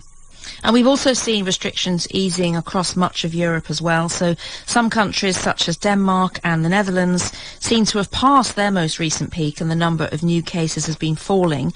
But some countries are still seeing a rise, probably driven by the subvariant of Omicron called BA2, which seems to spread even more easily. So in the UK, for example, Germany, Italy and France, cases have been rising again. Tabitha, how about North and South America? So in North America, the infections and death rates have been falling, but just recently there's a slow increase in places like New York. So there's that worry that this might lead to more cases. But restrictions are being loosened, though. Restrictions are being loosened, whether it's masks and other COVID measures, they're being loosened across North America. Brazil is also seeing a peak, but their peak was in February, but the deaths are falling and we don't have the situation that we had a year ago. And where in the world have we seen the biggest jump in cases? The biggest jumps have been in East Asia and the Pacific region, and I'll give an example of South Korea. South Korea had been able to really keep it down, but from January, the peak of cases and deaths has been rising, and in fact, right now, they're having about 300 deaths a day, to a point where health officials are instructing crematoriums to burn more bodies and for funeral homes to have more refrigeration to take care of the number of dead bodies. So unfortunately that's a real crisis in South Korea, although the numbers are not as high as they were in, say, America or Italy.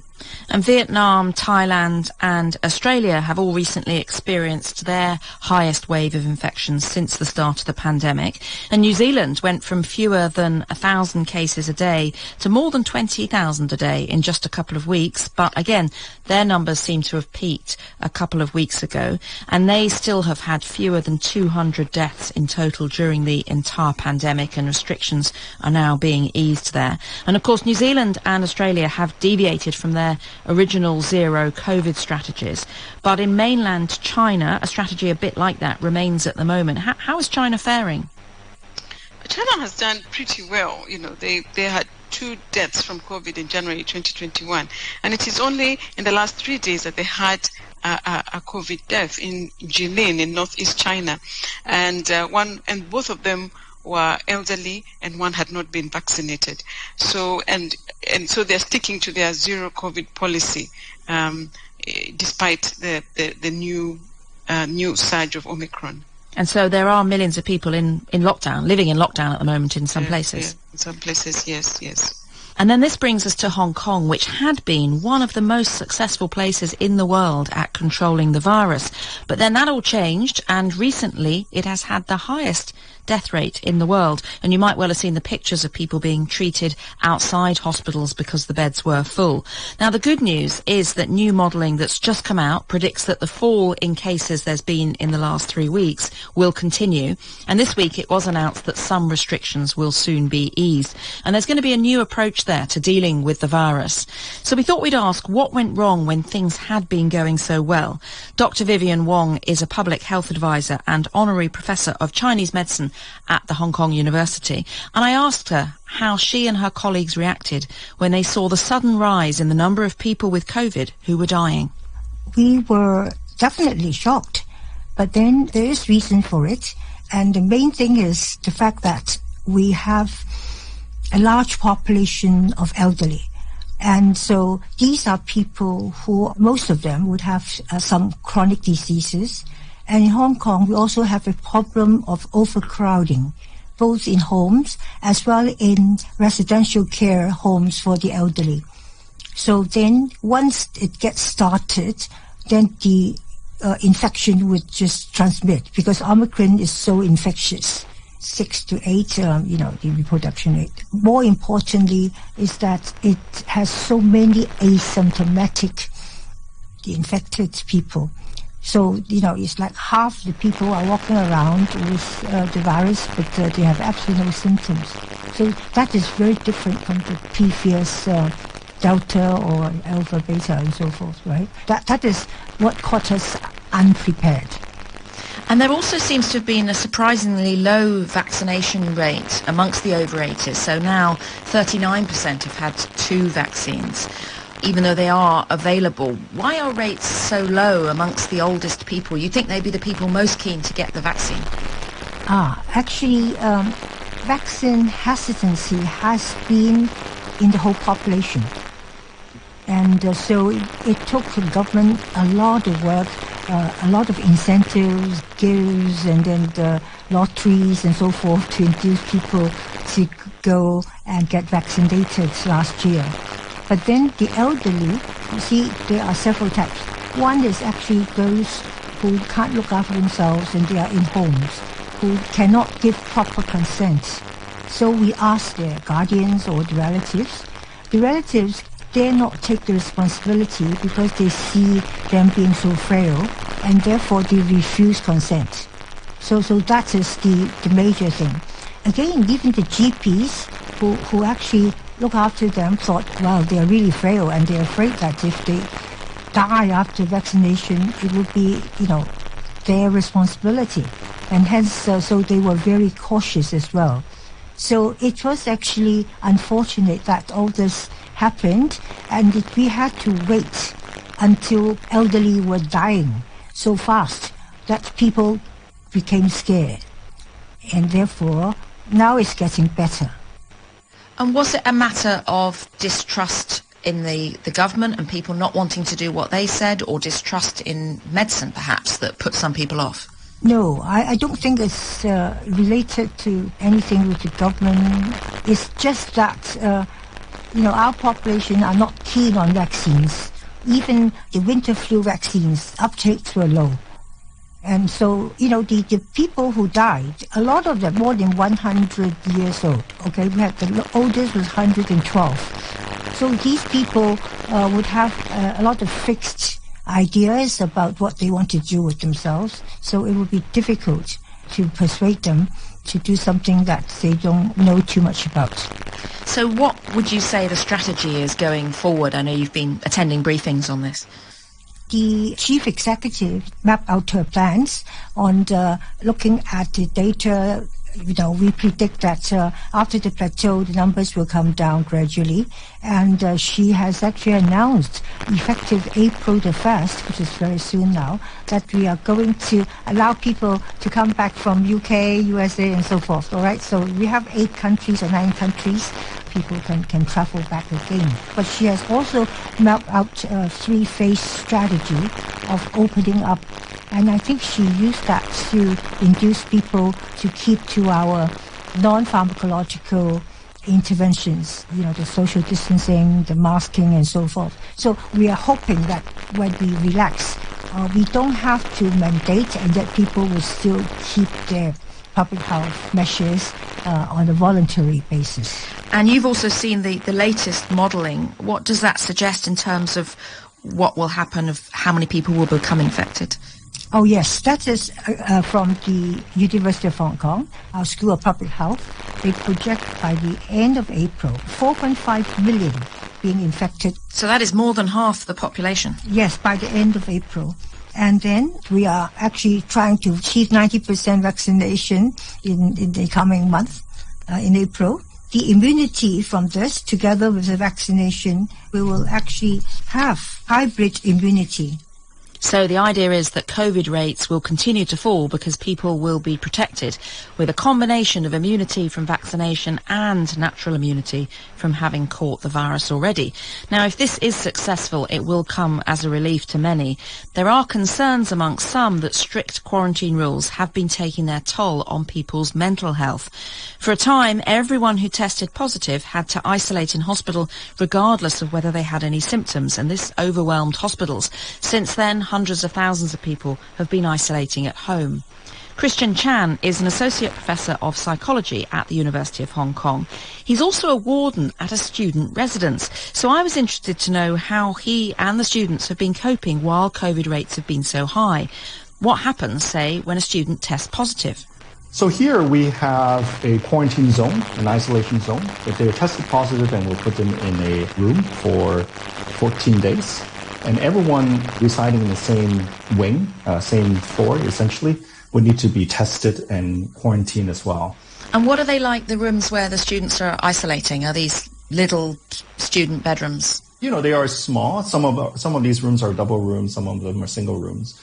They are not ideal for quarantine or isolation. In our particular hall, they don't have their own ensuite, so they are sharing bathrooms with those in their wing. And that's why we have to create these quarantine zones. Are students tempted not to tell you that they've tested positive so that they don't have to isolate, do you think? I'm not so naive to think that they are telling us everything. We do know that some of them are sick and they have been reporting and we have been quarantining them. But if someone told me that actually the numbers are much higher, I would believe it.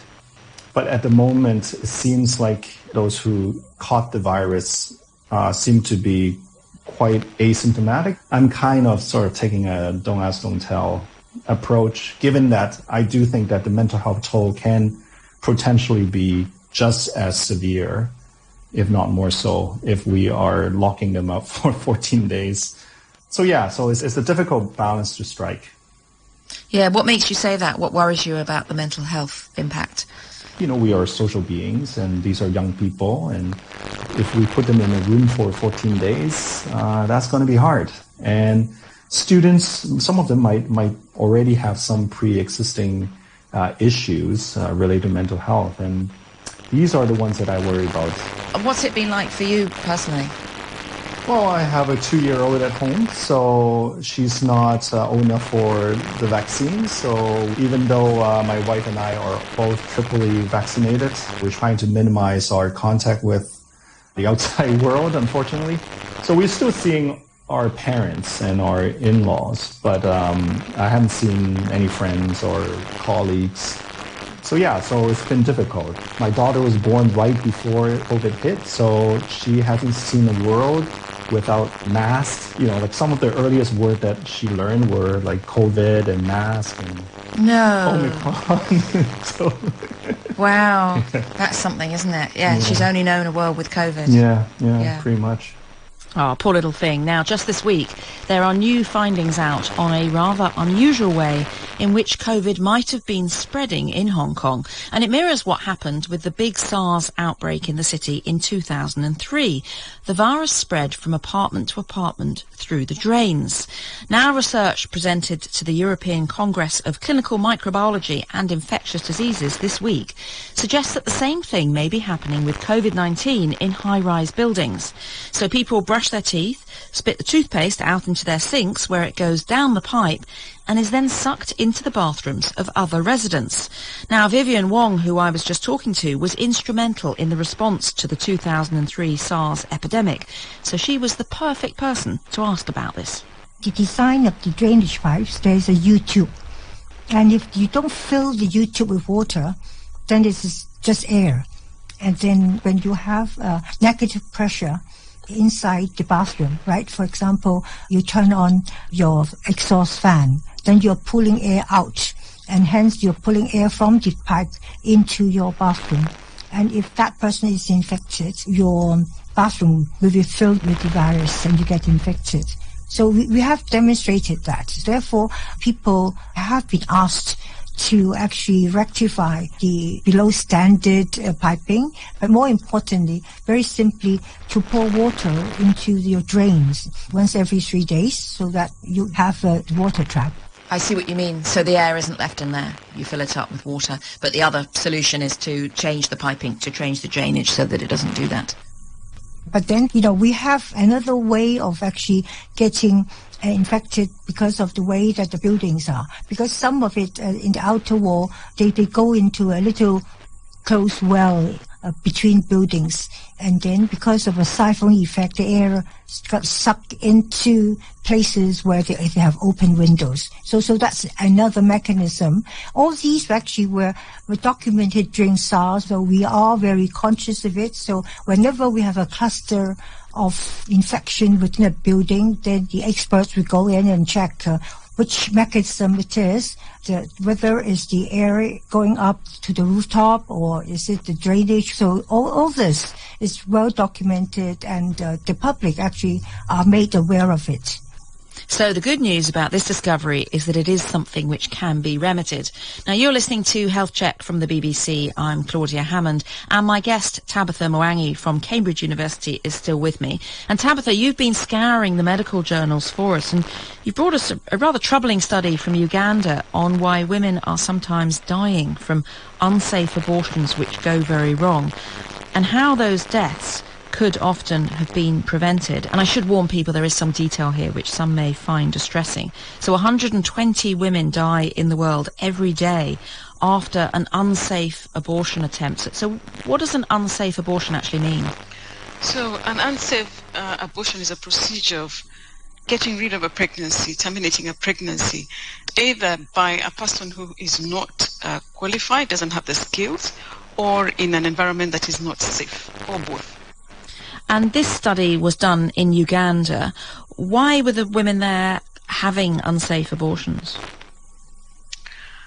So I guess two things would happen is that there is very restrictive abortion laws. Abortion is illegal in Uganda unless, except in very, very specific circumstances where it's a danger to the health of the mother, and if it's rape or incest. So it's very, very specific. So if you require an abortion away from those strict regulations, then a lot of women will approach somebody who's not skilled, or will have a skilled person do it in an unsafe environment because it is illegal. And the researchers looked to see exactly what had caused the women to die afterwards. And the first reason seemed to be that they often sought medical help when it was already too late. And they give examples of that, don't they? Yes, there's this example they give of a 34-year-old unmarried woman who already had 4 children.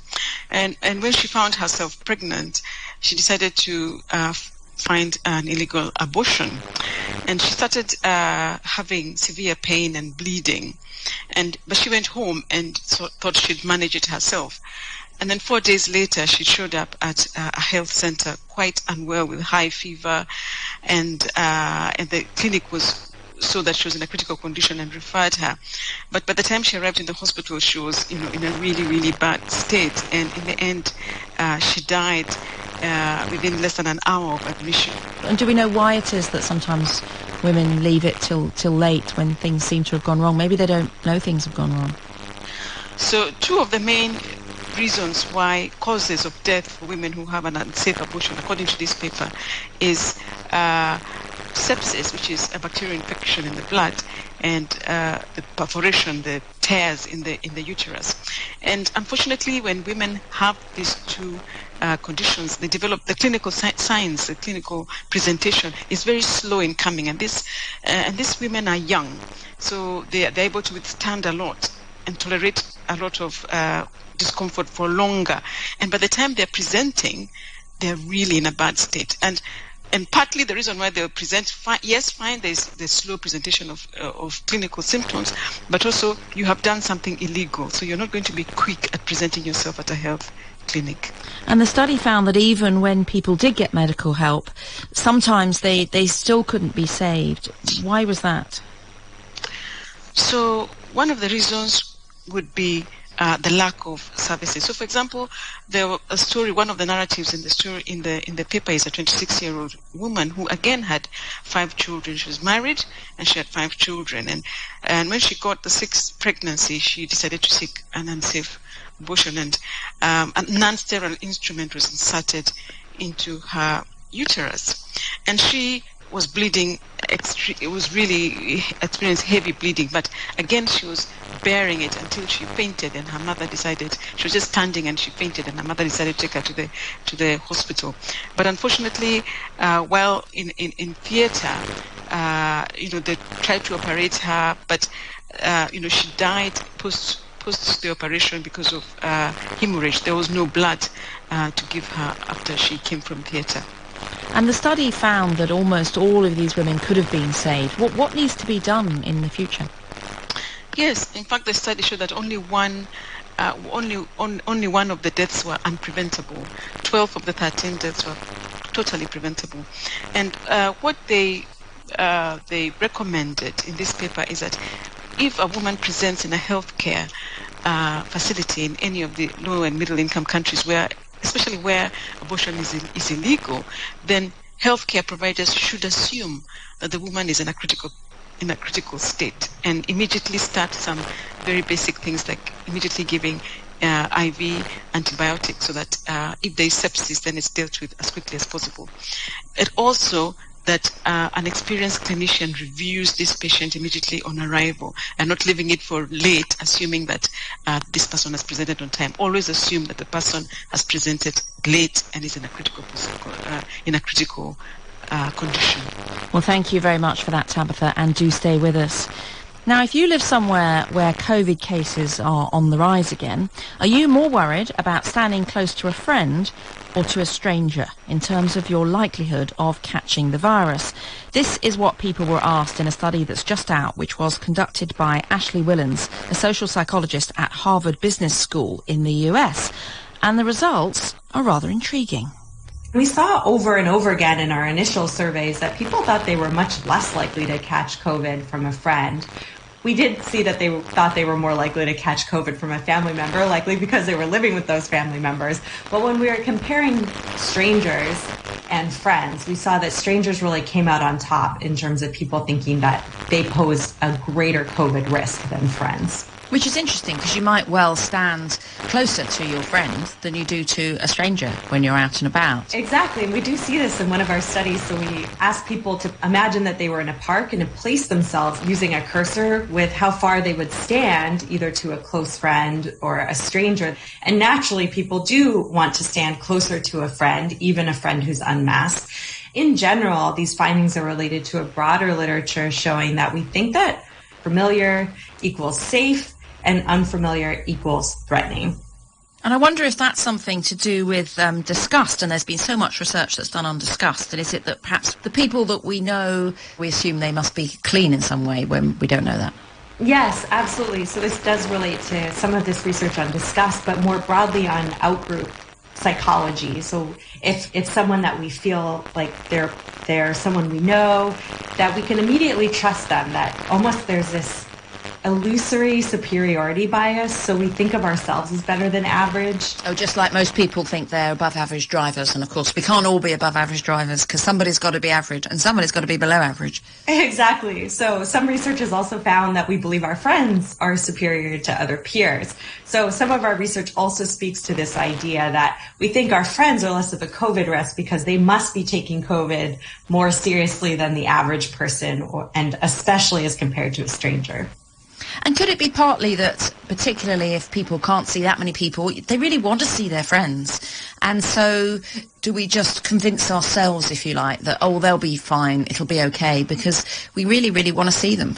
That's definitely a motivating factor. And so in one of our studies, we randomly assigned people to think that a stranger that was sitting at an outdoor table next to them invited them to sit at their table, or a friend invited them to sit at their table for the dinner.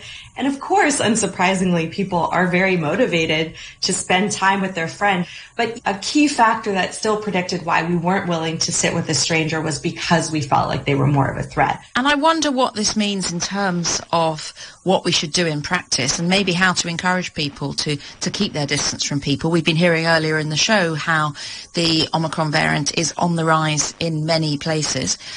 So maybe we do need to stay a bit further away from people. Is there a way of, targeting messages differently? So we ran a study where we tried to remind people that friends can also pose a COVID-19 threat. And just in general, that standing too close to someone can pose an increased risk of catching COVID-19. And we found that either message was significantly effective at helping remind people, hey, I should probably engage in physical distancing, even though I know that person and trust them.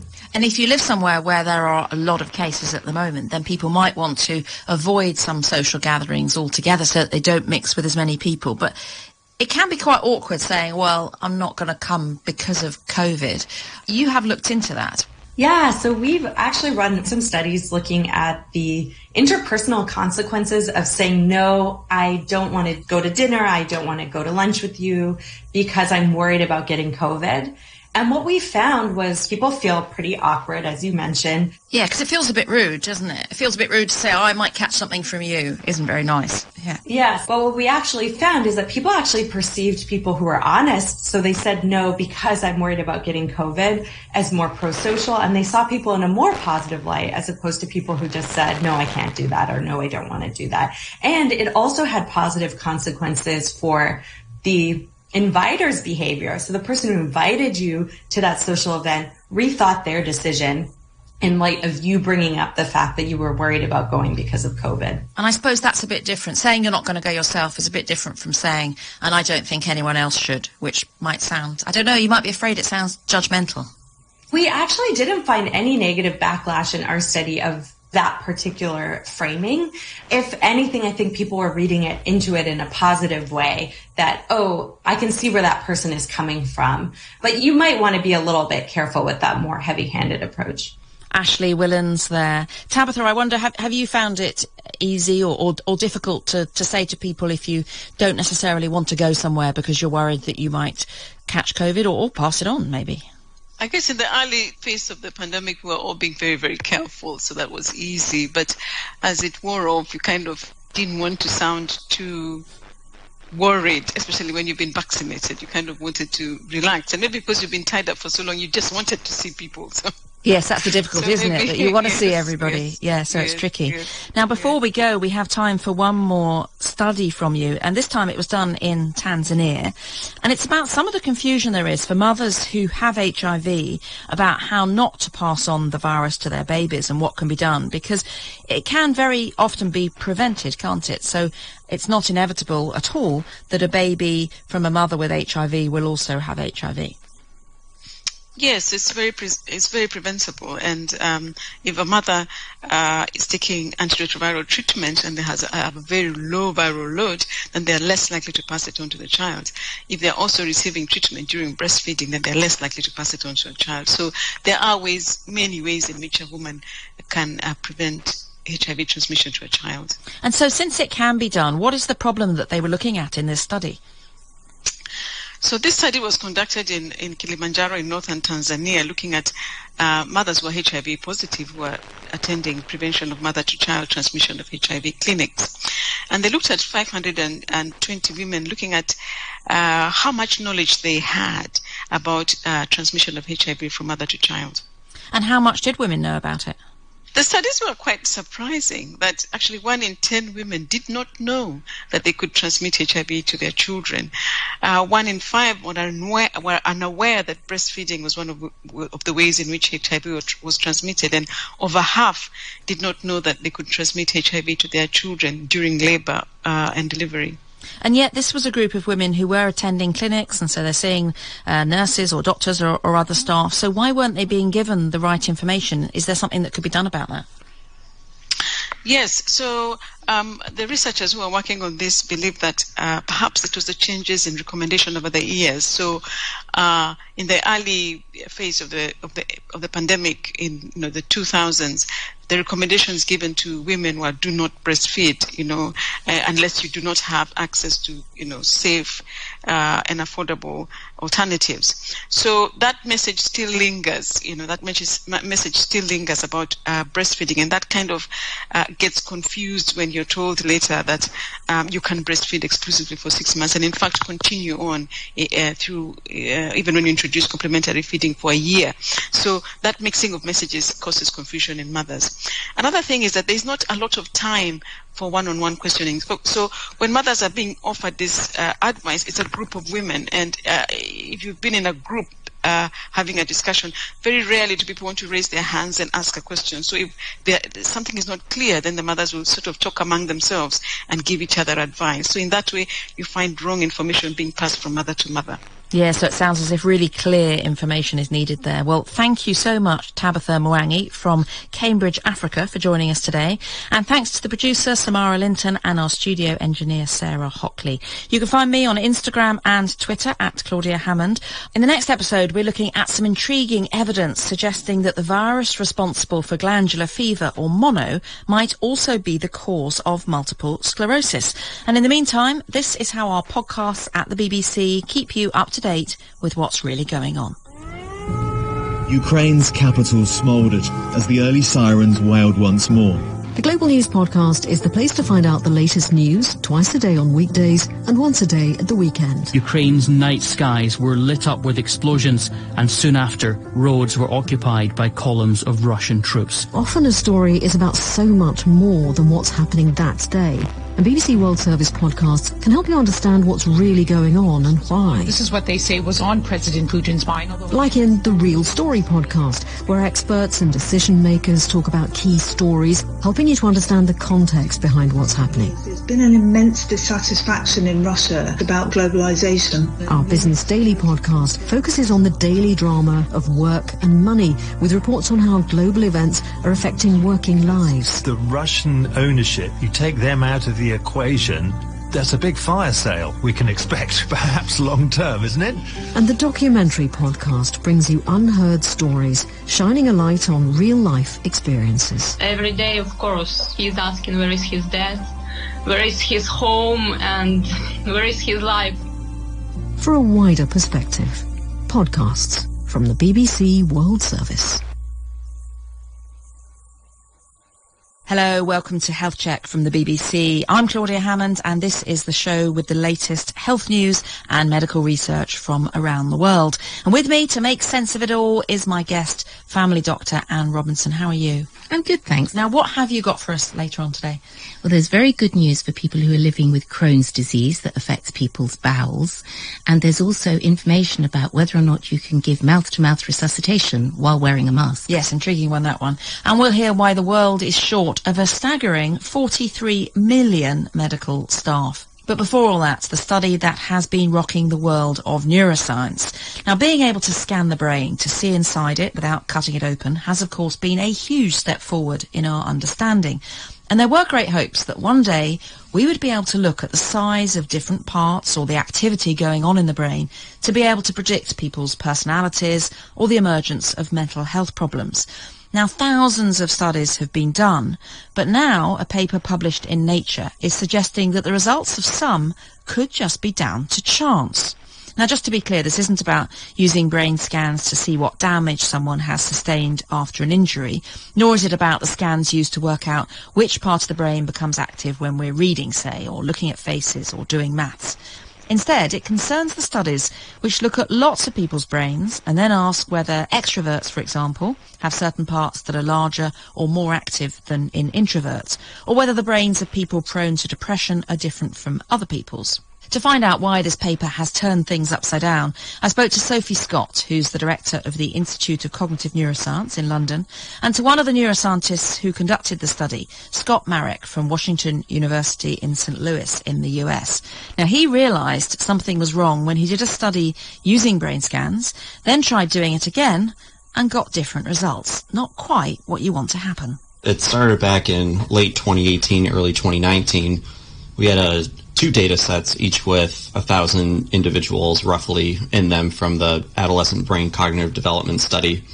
And basically what we were seeking to do was to relate properties of brain function to intelligence in the population, just to ask, how does intelligence map into the brain? And what we noticed was that when we ran our models on one set of data and then looked to see how well it replicated in another set of data, some things replicated nicely, but others did not. And overall, the replication rates were much lower than what we anticipated them being.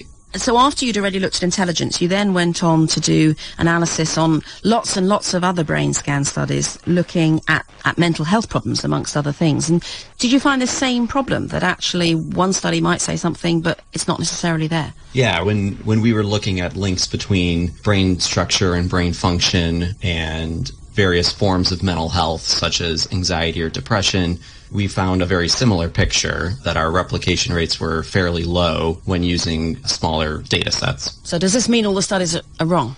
I don't think it means that all the studies are wrong, and I think importantly, our paper doesn't speak to any one study. You need to have a direct replication of that. But I think what our study does is it gives a big picture as to where we've been in terms of these studies. So I think they should be interpreted with a lot of caution, especially, studies that use small samples to do brain-wide association studies. So what do you make of all this, Sophie? Is it just that studies are too small? I mean, Scott's study has shown very beautifully that for this kind of brain-wide association, you need to have a really large data set to get something meaningful from that. That's inarguable. I think it's interesting to think about why we would have ever thought that would be different. It's exactly the same case with genetic studies that work like this. We know if you do it with a small number of participants, you will get false positives. You will get things that are not really there. So that makes a great deal of sense to me. I think it's interesting to think about what it might mean for the kind of variation that we're looking at. So certainly with intelligence or IQ, actually intelligence is already like an aggregate representation of performance over a number of different sorts of skills. So it wouldn't necessarily map onto something that was simple and would easily fall out from a small number of participants. I see what you mean. It would be surprising if you suddenly could see these differences. Exactly. It's not just one parameter, is it, IQ? By definition, it's something that we kind of aggregate across parameters. Something else that Scott points out in the paper is that a difference between, of course, brains and the genes is that brains change. You're born with almost all the brain cells you're ever going to have, so the brains themselves will change with opportunities that you have and things that you've done with those brains.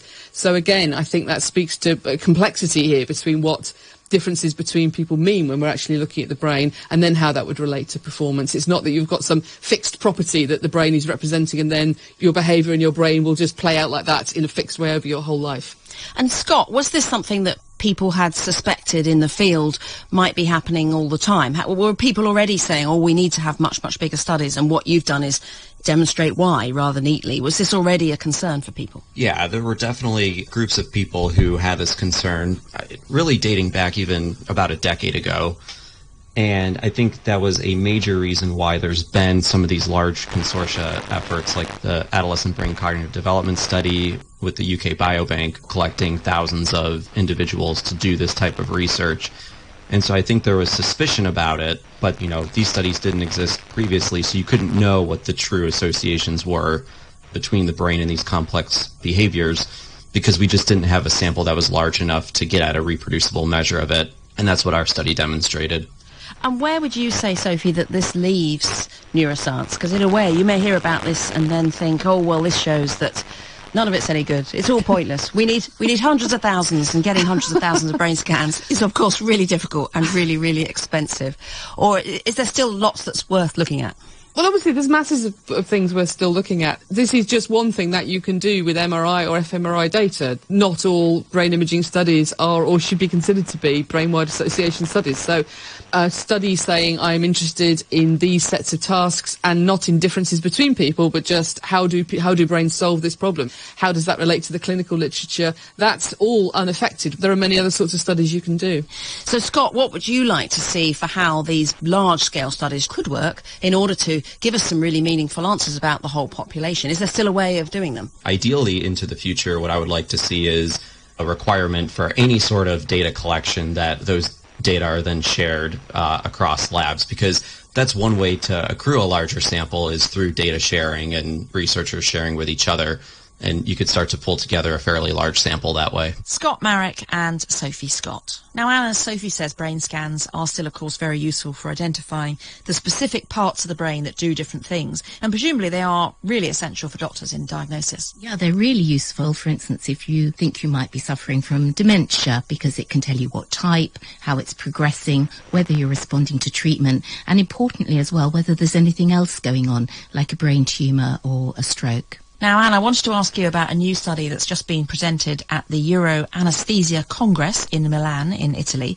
And it's about whether you can do CPR and breathe into the mouth of someone who's not breathing to try to resuscitate them while wearing a mask. So were they trying this out wearing masks because of COVID? Yes, exactly. I mean, during COVID, obviously there was a sort of blanket restriction on breathing into people's mouths and having them breathe into your mouth. And so people who were learning these resuscitation techniques, like medical students and other people and members of the public, were instructed just to do the chest compressions while skipping the rescue breaths. As people know, the advice is to give 2 rescue breaths for every 30 chest compressions, but we were being told forget the rescue breaths. But the worry was that people would become de-skilled if you weren't doing the breathing, and also, of course, there were whole new generations coming through that didn't know how to do it. So they did it with a mask, and did it work? Yeah, you'd think maybe it wouldn't. So they have these mannequins, like these dolls that you practice on. There's one called Resusci Annie, and you can evaluate whether the person's doing it correctly. So when you're trained, an observer watches you and tells you if you're actually breathing effectively.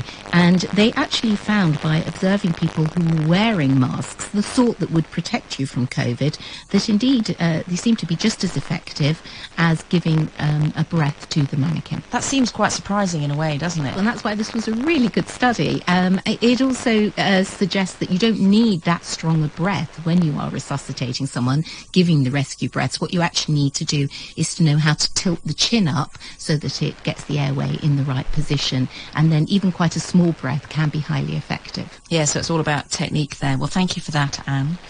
Wanted 43 million health workers. Now that is the kind of job advert that you'd need to make sure that everyone got the healthcare they need, because that is the number of well-trained medical staff that the world is short of, according to a new report published in The Lancet. And this is a staggering figure, isn't it? 43 million. It is. I mean, it's really frightening. Where are they going to come from? Yeah, and that is only counting doctors, nurses, midwives, dentists and pharmacists. So it's not even including every kind of health worker. Now, this study comes from the Institute for Health Metrics and Evaluation at the University of Washington, and the lead author, Professor Rafael Lozano, told me which parts of the world are most in need of more medical staff. The shortages are concentrated in poor settings, mainly in sub-Saharan Africa countries. Just to give you an example, talking about physicians, if we compare the region of Central and Eastern Europe with sub-Saharan Africa, the density of physicians is 10 times higher in Europe than in sub-Saharan Africa. If we do that for nurses and midwives, and we compare high-income countries with sub-Saharan Africa, rich countries concentrate 10 times more nurses and midwives. We have almost the same gap. If we compare, in the case of physicians, Cuba and Ethiopia, Cuba has a big excess of production of physicians. They have 84 per 10,000 population, and Ethiopia has 0.8. The gap is 100 times. It's not fair. So what are the reasons why there aren't enough in the countries that don't have enough? There are two big components. One is related with the education, and the other is related with the market. So if we talk about education, in some countries there are not enough schools and incentives to increase the numbers of schools to produce more human resources for health. In the case of the market, it's a little different because we have different drivers. We have international brain drain or migration, mainly following salaries, prestige, and incentives for the full family. And I noticed that another of the reasons was that sometimes there was violence against health workers in some places. Yes, particularly in places where there are a lot of drug dealers, drug consumption. They, in some way, force physicians to go out of those territories if they don't work for them. Or also we can consider territories in conflict. There are a lot of literature related with Afghanistan, Cambodia, that analyze what are the reasons of the migration due to the conflict. And this work was done across a whole decade leading up to the pandemic. What difference do you think COVID-19 might have made to these shortages? Is that going to have made things worse? COVID really changed the paradigm and create a lot of problems in the front line that we need to analyze. So some speculations could be related with people that get sick or die during the pandemic, or people that didn't want to continue in that area of work and try to change to other places. So we need to study this more carefully, but the most important is we need to listen to them. Not only medicine, because always the idea is that physicians are the most important, and our study demonstrated that the most important are nurses.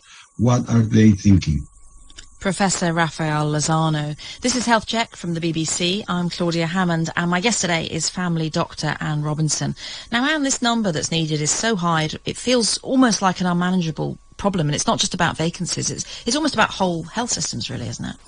Yes, it is, and we need to address it because we heard just now how much COVID showed us that we need robust healthcare systems throughout the world, and we were all interconnected nowadays. That's one thing. This is Today 95.1 FM. To copy this tune, press 9. This is Today 95.1 FM. For current news and information, press 5. They are politicians. Every day, every hour, when the big stories break, depend on our 24-hour news team to bring you the latest. Today 95.1 FM. Whether it's happening in Port Harcourt, South South, Nigeria, or around the world, we've got you covered. On air, online, delivering balanced news and unbiased analysis. Today 95.1 FM. This is Today 95.1 FM, Port Harcourt.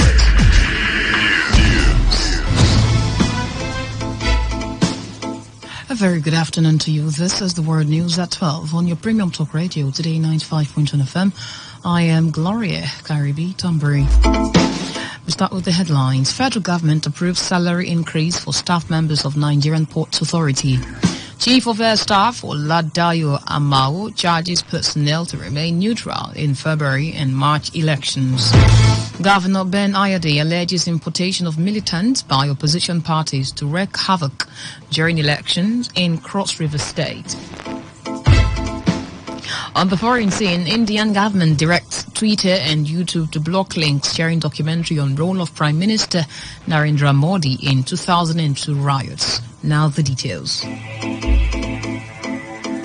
The federal government has approved a salary increase for the staff members of the Nigerian Ports Authority.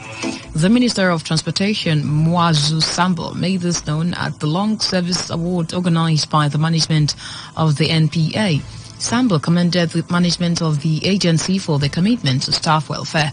The minister also commended the managing director of NPA, Muhammad Bello Koko, for what he described as his unprecedented performance in revenue generation and remittance.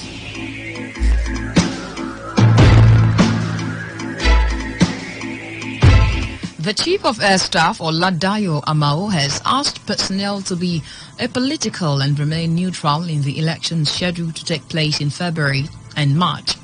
According to a statement issued by Wakberem Maigida, NAF Director of Public Relations, Amao spoke during an operational visit to the NAF Institute of Safety and 209 Quick Response Group in Ikpetu Ijesha, Osun State. Amao said personnel are to protect the Constitution and ensure that public perception of the force is faultless. He further urged Nigerian Air Force personnel to remember that as custodians of Nigeria's Constitution, They must ensure that public perception of the NAF and the armed forces of Nigeria remains positive and unblemished. Amao explained that the military was winning the war against terrorism in the country with the aid of modern platforms. The All Progressives Congress presidential candidate Bola Tinubu has assured Nigerians that kidnapping, banditry and other criminal activities will be a thing of the past if he is elected in the forthcoming 2023 elections. Tinubu gave the assurance while addressing a mammoth crowd at the APC rally in Dutse, the capital of Jigawa State. He said Nigeria would overcome all its difficulties when he is elected as the president. Governor of Cross River State, Ben Ayadi, has alleged that opposition parties in the state have concluded plans to import militants from the North Central and Niger Delta regions to wreak havoc on the state during the general elections.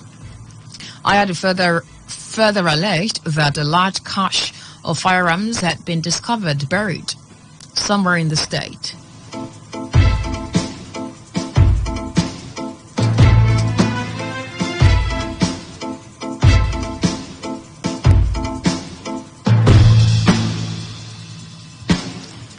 The governor made the allegations during the flag-off of APC's electioneering campaign at Ogodia Stadium in the northern part of the state. Ayade said the government has further uncovered a nefarious and evil plot by the opposition and a certain tyrannical candidate to terrorize the people of Cross River Northern Senatorial District. Governor Ayade, who further revealed that the discovery was made by security agencies, said full weight of the law would be unleashed by the government to deal with the suspected criminals, who he alleged were people who masquerade as politicians.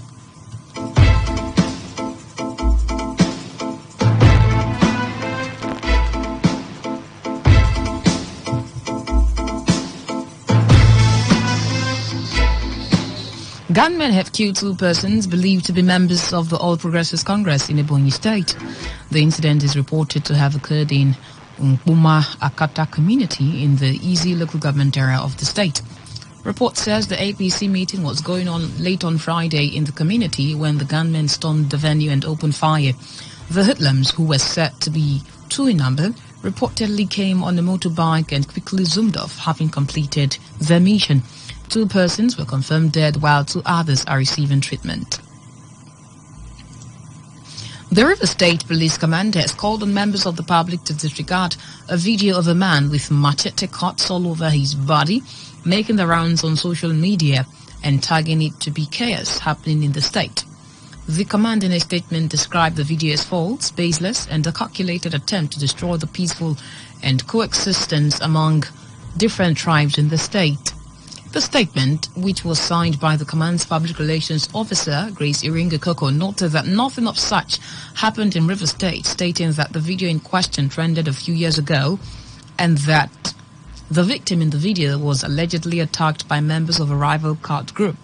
The statement quoted the State Commissioner of Police, Oko Nefyong, warning those who use social media to spread fake news capable of breaching the peace in the state to desist from such or face the consequences of their actions. The statement further urged members of the public to go about their lawful activities and ignore the misleading video. The issue surrounding the supply of petrol and the hike in its sale appears to be far from getting resolved. This is as the meeting between the Nigerian Midstream and Downstream Petroleum Regulatory Authority and petroleum marketers did not end on a good note.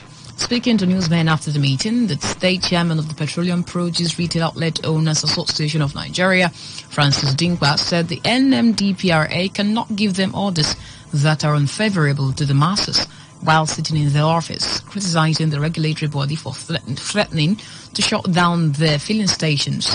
Dinkwa stressed that the NMDPRA should focus on ensuring the provision of sufficient petrol to depots and monitor its sale to marketers at government-approved price.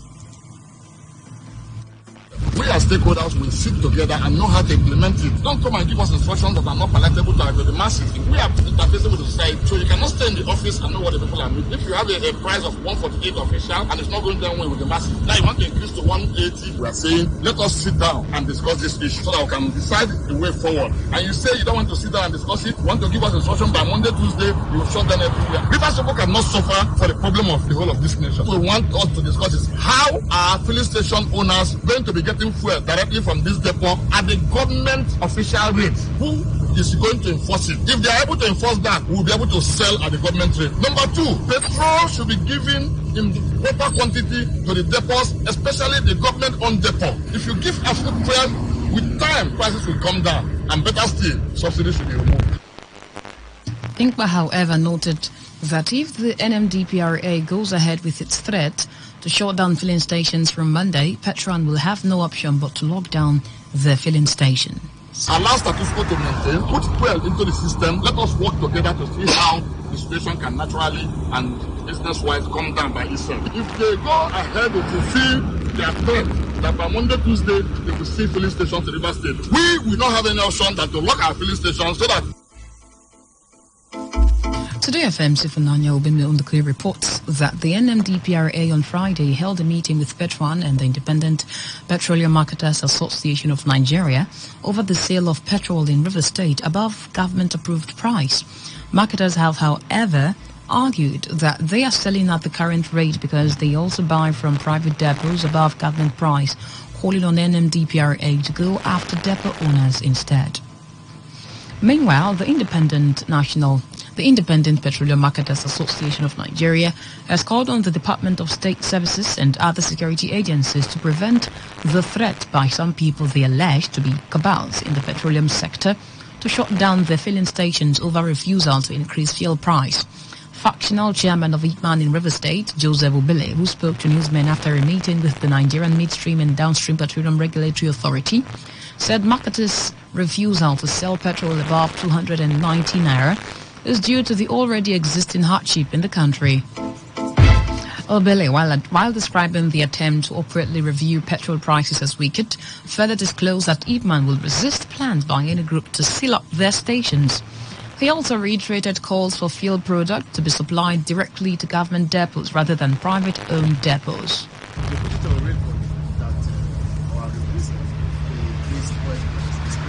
At the moment, people are buying the product at outrageous cost, arising from the fact that our farmers are telling us to go and increase the price furthermore. I think that's the wickedness in our country. So the law will have to tell people who said no to the increase in fuel price. So people are buying about 260 private depots and selling 280 So that's money. This is the World News on Today 95.1 FM Port Harcourt. After the break, we'll bring you more news, port and foreign stories. Stay tuned. Every day, every hour, when the big stories break, depend on our 24-hour news team to bring you the latest. Today, 95.1 FM.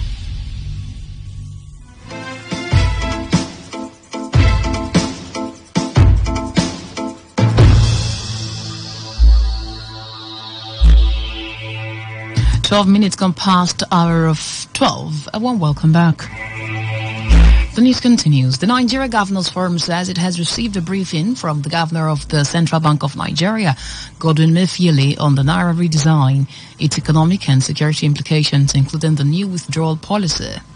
This comes days after NGF's Tuesday invitation to Emefiele over the redesigned 200 Naira, 500 Naira and 1,000 Naira banknotes and the timeline to phase out old notes. Chairman of the NGF, Governor Aminu Tambuwal of Sokoto State, in a statement at the end of the forum's first meeting of 2023, noted that the governors were not opposed to the objectives of the Naira redesign policy. In the circumstances, Tambuwal added, the governors expressed the need for the CBN to consider the peculiarities of states, especially as they pertain to financial inclusion and underserved locations, and made 3 resolutions. The resolutions include to work closely with the CBN leadership to enhance areas that require policy variation, particularly the poorest households, the vulnerable in society, and several other citizens of the country that are excluded. The second resolution by the NGF is to collaborate with the CBN and the Nigerian Financial Intelligence Unit in advancing genuine objectives within the confines of the laws. The final resolution is to set up a 6-member committee to be chaired by the Governor of Anambra State, Professor Charles Soludo, and the governors of the following states: Akwa Ibom, Ogun, Borno, Plateau, and Jigawa as members, to engage the CBN in addressing anomalies in the country's monetary management and financial systems. Residents of Obubura community in Cross River State are calling on the state government to call to their aid urgently amid a cholera outbreak that is reported to have claimed over 60 lives. Reports say the community depends on a river as the only source of water for cooking, bathing, washing, drinking, and defecation. The traditional ruler of the community, Uhorodo I of Okum Kingdom, Ovan Robert, who frowned at the epidemic, called on the government to intercede by providing them with potable drinking water to avoid another outbreak. The major sources of income in Obubura, one of the 18 local government areas in the state, are fishing and selling of sand from the same river for survival. On the foreign scene, the Indian government has directed Twitter and YouTube to block links sharing a BBC documentary which takes a critical look at the role of Prime Minister Narendra Modi in the deadly 2002 Gujarat riots. Senior advisor at Ministry of Information and Broadcasting, Kanchan Gupta, said multiple YouTube videos of the first episode of the BBC documentary and more than 50 tweets with links to the YouTube videos were ordered to be taken down. The first episode of the 2-part series documentary, which aired on January 17, tracked Modi's early years as a politician and his rise through the ranks of the governing Hindu nationalist Bharatiya Janata Party. Modi was the chief minister of the western state of Gujarat when it was gripped by communal riots that left more than 1,000 people dead. The documentary also revealed for the first time a United Kingdom government report into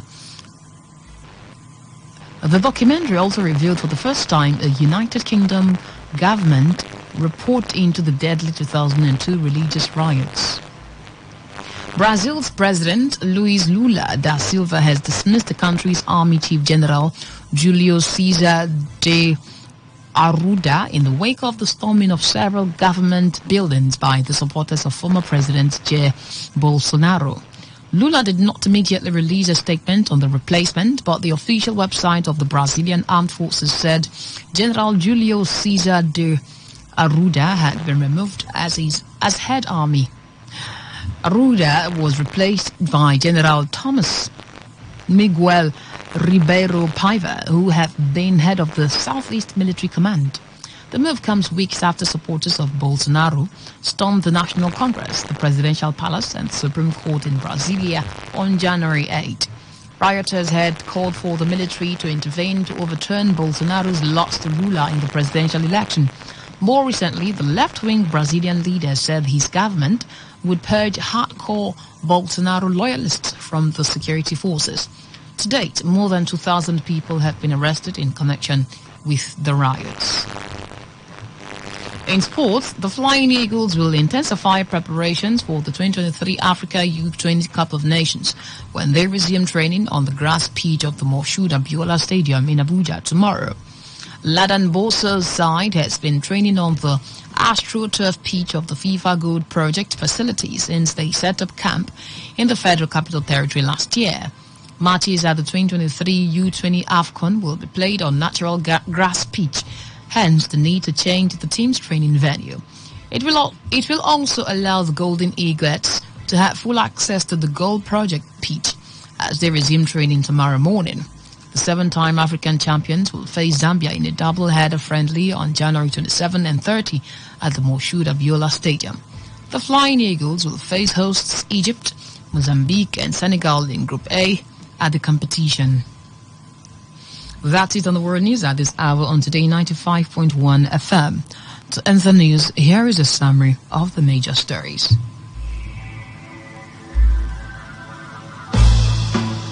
The federal government has approved a salary increase for the staff members of the Nigerian Ports Authority. The Chief of Air Staff, Oladayo Amao, has charged personnel to remain neutral in the February and March elections. We told you that Governor Ben Ayadi has alleged the importation of militants by opposition parties to wreak havoc during elections in Cross River State. On the foreign scene, you also heard that the Indian government has directed Twitter and YouTube to block all the links sharing a documentary on the role of Prime Minister Narendra Modi in the 2002 riots. That was the news as edited by Stella Sasongo. For comment and inquiries, please call 0818-389-2850 or send your emails to news@todayfmlive.com. You can also read our stories on www.todayfmlive.com. I am Gloria Carivi Tombry. Good afternoon. Many thanks for listening. Today's news, today's entertainment, today's sports, today's issues. Today on Today 95.1 FM, Port Harcourt. This is Today 95.1 FM. To copy this tune, press 9. This is Today 95.1 FM. For current news and information, press 5. They are politicians, all of them. They know what they do. So they know how they attack each other. To stay connected all day, press 1. The person who raised the alarm is the one who made the public know about. Good afternoon and welcome to the World News on your Premium Talk Radio station. We are your Premium Talk Radio station. Today 95.1 FM. The station with a unique dial.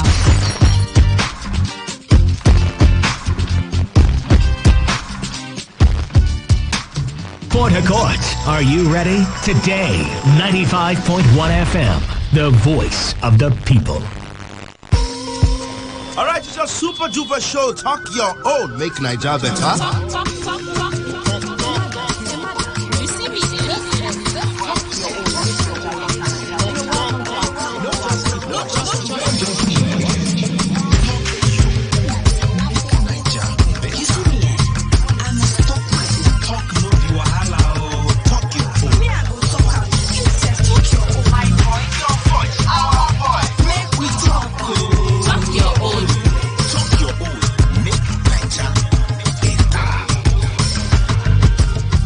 Welcome. My name na Afi Mbasi, but you know now, if you call me Afi. Oh, my name na Yaxman, if you call me Yax. Coming up. But my greatest happiness in this place that I was able to achieve my education here in prison. A prison inmate shares a personal experience of what she been they do with her time in prison. Talking about resolutions, some people share their election year resolution with us. And still on election, have you wondered how elections happen in tertiary institutions? What we did differently, I think we all went out to canvass votes for one of us in the faculty. When you say canvass votes, did you go with goats, cow, chicken, money? They just demanded very little minor things. This and more to come on this episode of Talk Your Own, Make Nigeria Better. Talk your own, make Nigeria better. Yes, so. Don't sit down, look. People of Talk Your Own Kingdom, how na they and how na they enjoy this season? We know say a lot of jollyments they happen for different areas how na they. Afi, me I don't tell myself say I don't sign up for serious enjoyment. Kawaii. Yes, sir. No kind. Now your time, man. Yes, sir. Meanwhile, you know say every time where the year they start new, some people they do it and they call New Year resolution. Now, even myself, I they make up. Okay, good. So today we start the show with what we call election year resolution. Have you made any resolutions concerning the elections? Yes, my decision is to vote, of course, because when I vote, things will get better. If I don't vote, there is no way things will get better. I keep complaining that things are not getting better, but when I vote, my vote will count, and I will be sure that, yes, actually my votes have been counted. My name is Promise Moses. My option is that I wanted to vote. Since my life, I never voted before, but now, this time around, I want to vote. I have BVC. I'm not voting. The leaders are not reliable, so I'm not voting anybody until I feel that the leaders have started doing good things in Nigeria. That's when I can vote, but for now, no. My name is James Boniface. I'm an indigenous of this country and I love my country. I have never voted before, but I want my vote to be counted this year So I'm ready to vote, and I'm begging my fellow young brothers and sisters to come out so that our vote will be counted. I'm by name Faith Iwochi. I have my PVC, so I decided to vote. So with your votes, I believe we can turn things around. My name is Danjuma John Dalano. By God's grace, we are going to vote for this election. Mary Moses. Yes, at least I've collected my voter's card. Sure, I'm going to vote. I'm going to do it the right way. I vote who I want to vote. The right person I think is going to lead the country well. I'll vote for the person where my mind tell me to vote for. Even last time that they vote, person where is supposed to win. Now because of me, where I no vote last time, that is why I win. But this time around, I'll vote for the person where I'm supposed to vote for, so that the person where my mind go for, under most, he will win the election. Now, so we hear talk on the street. The talk on the streets. Now, so we hear Now, so we hear They don't talk their own. Yes, so what is your own election resolution? Talk your own on top Facebook or Instagram, BBC Media Action Niger, or send text or WhatsApp, go 070-8282-1279. And still on elections, catch them young. Now one popular phrase are the way people they talk. Well, as we yarn about elections at the national levels, some young people are very serious with elections at the grassroots level for inside the universities with them deal. That's the Student Union Government, SUG elections. Let's enter Uyo, Akwa Ibom State, where AFI had a chat with students of University of Uyo on the process they went through in campaigning for their SUG president. Okay, introduce yourself. Manakere Konson. Ikana Kim. Gideon Edem. Esther Youngdwe. Okay. SUG elections took place in your school. Let me talk about it. We had someone who was from a faculty contest, Emedion Ikanem. Shout out to him anyways. So we had to be very involved. You know, the elections, you just had to brand your candidate and talk to people why he should be voted. Emedion Ikanem was the youngest of all the candidates. He's just 19. I'm sure that's shocking. Yes, it is. What level is he? He's in 500 level with me. Reading? Law. Wait, guys. Sorry. How old are you? I'm 20. Okay. And sometimes it's late by 3 a.m. We just had to be involved. We had to go to places, we consult and all of those things. And at the end, it paid off. So he's now the president. Wow. Is this the first time someone this young is SUG president in your school? I think so, yeah. So tell me, what did you guys do differently that made it happen? Okay, my name is Esther Youngdwe. What we did differently, I think we all went out to canvass votes for one of us in the faculty. When you say canvass votes, did you go with goats, cow, chicken, money? They just demanded recharge cards. Very little minor things. Did you guys rig the election? No. I didn't rig the election. Personally, I did not.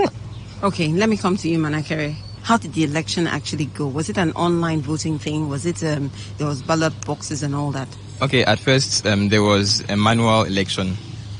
There were ballot boxes across the different faculties of the school, but the school deemed it fit to declare it inconclusive. So the school devised a new method of voting, the online voting, which seemed to be more devoid of all those discrepancies. Personally, I went with a few friends because the major problem with the online voting thing was people lacked data and stuff. Some people didn't have browsing phones. Some people didn't have codes with which to log in and browse. So some of us went into the hostels, into the faculties to meet with these people, and my hotspot was on. So people did the browsing from my phone, from their computers and stuff. So I'm sure at some point you must have met people who were not. Yes, they were cold about it. How did you deal with such? Yes, I have people who have political apathy apart from the normal elections. They bring it down to the students' level, and they fail to understand that we are the ones responsible for choosing our leaders. So when we cower away, we are leaving a lot of things to have people that want to, turn everything around for their own favor.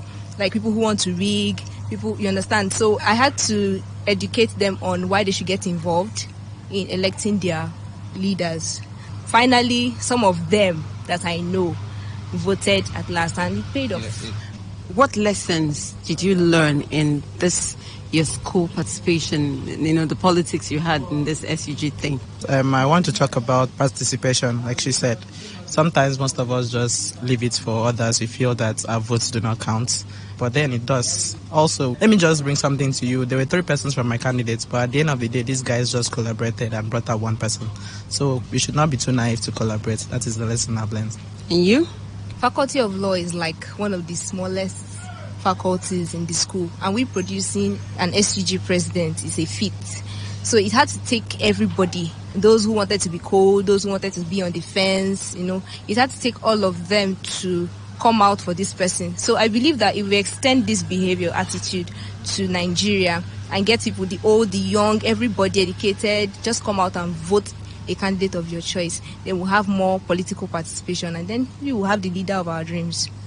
Doctor, Mr. Isaac's current predicament has nothing to do with the food he ate at Iyabasira's Buka? No, it doesn't, barrister. The test shows that his reactions are caused by some food allergies he isn't aware of. Some people here ate that food, but they don't have any pains or running stomach. Yes. The food sweet, so I chop extra. Isn't this similar to taking the COVID-19 vaccine? Exactly. Reactions after getting the COVID-19 vaccine can vary from person to person. The reactions are usually mild and would clear after 1 or 2 days. Most people have no reactions at all, so there isn't anything wrong with the vaccine. It's just how your body reacts to it. What is it going to be? Would you avoid taking the vaccine because of the reactions? Or would you do it for love? Protect yourself, family, friends, and community from COVID-19. Get vaccinated sharply. Do it for love. Do it for love. Do it for love. Young students from University of Uyo don't talk their own about how they take canvas for their candidates will win the SUG president for their school. They said one of the lessons learned is that every vote counts. And if everyone participates in the voting process, we might have the leader of our dreams. I'm a bit concerned, though, about how they canvass for election by giving small recharge card and sharing data since it was an online voting process. Does this act look like a form of vote buying or not? Well, what do you think? Talk your own on top Facebook and Instagram, BBC Media Action Niger, or send text or WhatsApp to 070-8282-1279. And now, just before the break, make we enjoy comedian MC the Young CFR. What I like about we country, we say Nigeria, we dey unique. During election, I dey abroad a couple of days ago. I just go to abroad, not even to reach this our country. As I dey outside country, I sit down for pool side of the hotel where I lodge. 3 people they argue, they talk say the country, my country better, and my country better. They can't discuss about election. One American man, one China man, and the Nigerian man. And one China man begin to say, my country, China, we are the best. The day of the election, the next day, you know the winner. I say, hey. The American man is okay. No. In America, we are the best. The day of election, that day, you know the winner. Now, a Nigerian man provokes, say, can you lie? In my country, Nigeria, we are the best. Before the election, we know the winner. My name is Fashola Debi Baike, the coming MC, the CFR, EFCC, Executive Corporate Finance Comedian. I want you to know now, youth out there, my friends, my colleagues, my brothers, and the election, no be war. Try and vote. Don't let anybody just intimidate you. Just use your PVC, is your right. Use it to remove person where you want promote. Put person where you want put there. That's just it. Go get your PVC now and vote. Talk your own. Make Niger better. We're taking a short break. Talk your own. We'll be right back. You're back on Talk Your Own. Talk Your Own. Make Niger better. Yo, what's up, people? I'm Wafu Peter Alonso, and I go by the name Noni. I rep my city, Anambra State. Talk your own, I talk my own, make Niger better. Sit on your to this beat, yeah. You gonna feel this one, no. On how you want you dance, yeah.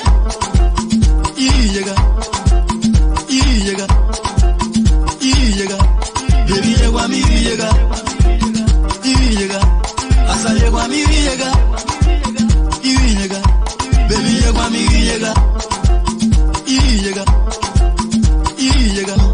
your beauty makes me treat, you done got my eye, you done make me high, as in a back me say, oh no,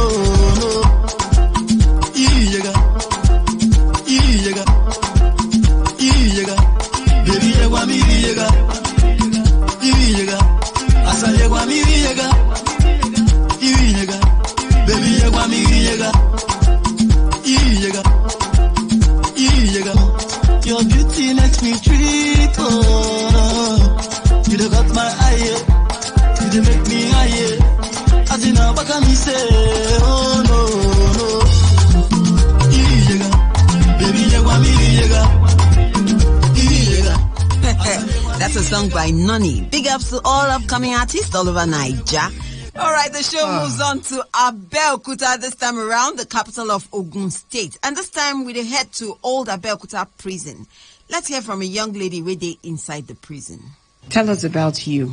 I'm personally a lady that's above 35 and to a mother. It's just unfortunately or divinely that I'm in prison. How long you don't stay inside prison? I've been in this prison for 5 years. So how long do you have to serve before you leave? I'm still awaiting trial, so they have not sentenced me or no, give me a year to serve. How was it for you when you first came in? I did not find it very easy. Due to what I've been in the free world, coming to this place, I was so lonely. But time goes on, I see people coming in, I see the officers, those people in charge try to encourage us, just be yourself and try to cope. Life is still on. Life have not ended. So I make up my mind to cope. So what is it that you missed, like you were doing before, but you don't have the opportunity to do it here? What is that thing that you really miss most? I miss my children and I miss my husband too. What have you been doing within these 5 years? I've done something, especially in the education sectors. When I was free world, I was having the mind to further my education, especially in the NCA. But when I was here, I was called to further my education, which is one of my greatest goals in life. So I was able to achieve it here. Tell me how the journey was for you. The journey was easy. People were supporting me, and the officers, they did not give up on us. They were encouraging us, calling people to come and help us. So I appreciate them very much. So you were carrying book to enter school and all. Tell me about it. I have book, I have handouts. We use it in the school. 112, 224. Mina, I've out of the NCA. What did you study? You know, in NCA, you are going under teaching. So I'm under education. So I study education. Which subjects do you like most? I like anything social. Presently, I teach civic education, social studies, and I love it. So what are you looking forward to? Very soon I will gain my freedom from this place. But my greatest happiness in this place that I was able to achieve my education here in prison, that I did not waste my life here. And that the officers, they were able to encourage me to make it. So it is what to live to remember for the days of my life.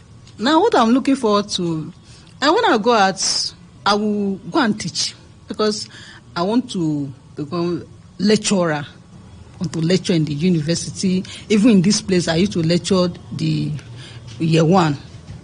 When I lecture year one, I go to the secondary session, I lecture them too. So if I live here now, I will go and lecture. Wow. Wow, what a story. A young mother of two who has been awaiting trial for 5 years. Yeah. Yet, she made something good out of her life. And she said she was encouraged to further education while in prison, and she bagged an NCE, that's a National Certificate for Education. Now she teach other inmates in the school. What an encouraging experience. Yeah. Talk your own. Last time for the show, because we are concerned about your safety, especially around this season, we brought the FCT Police Public Relations Officer to share some useful security tips. So today, we will still talk more about your security and that of your children. So, make we join reporter Michael Ashofo as him sit down with Nze Emmanuel, commander of Safety Kapol, a safety institute in Nigeria. About 7 years ago, you experienced something that changed your orientation about the security of your community. Could you tell us a story? Yeah, I went to Thomas Apiket to read analytical theology. Somewhere along the line, I dabbled into safety and security management. Having exhausted my course, I came back to the country. On my way, I was driving my then Audi 80.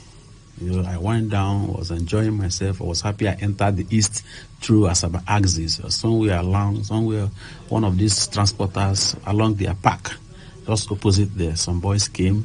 They pretended to be selling one or two things. Before, somebody was trying to greet me from the driver's side. Before I knew what was happening, they were already attacking me from the other side. They cut out away everything I came back with. In fact, all I labored for, my years overseas, all the things I bought for myself, for my families, for my loved ones, particularly my laptop that contains me. In fact, that laptop is me. I managed to come out and try. I don't know whom to apprehend. So I raised alarm, and they all fled. To my greatest surprise, I was expecting people around to assist me in apprehending them, but they watched them still run into the parks, and they were nowhere to be found. Then I called the police, because there's a police post very close there, and the police wanted me to keep on talking with them while these things. And I told them, look at the guys, look at them running. But they didn't do much, as I expected anyway. Nobody was arrested. There was no chase. There was nothing. And I felt that.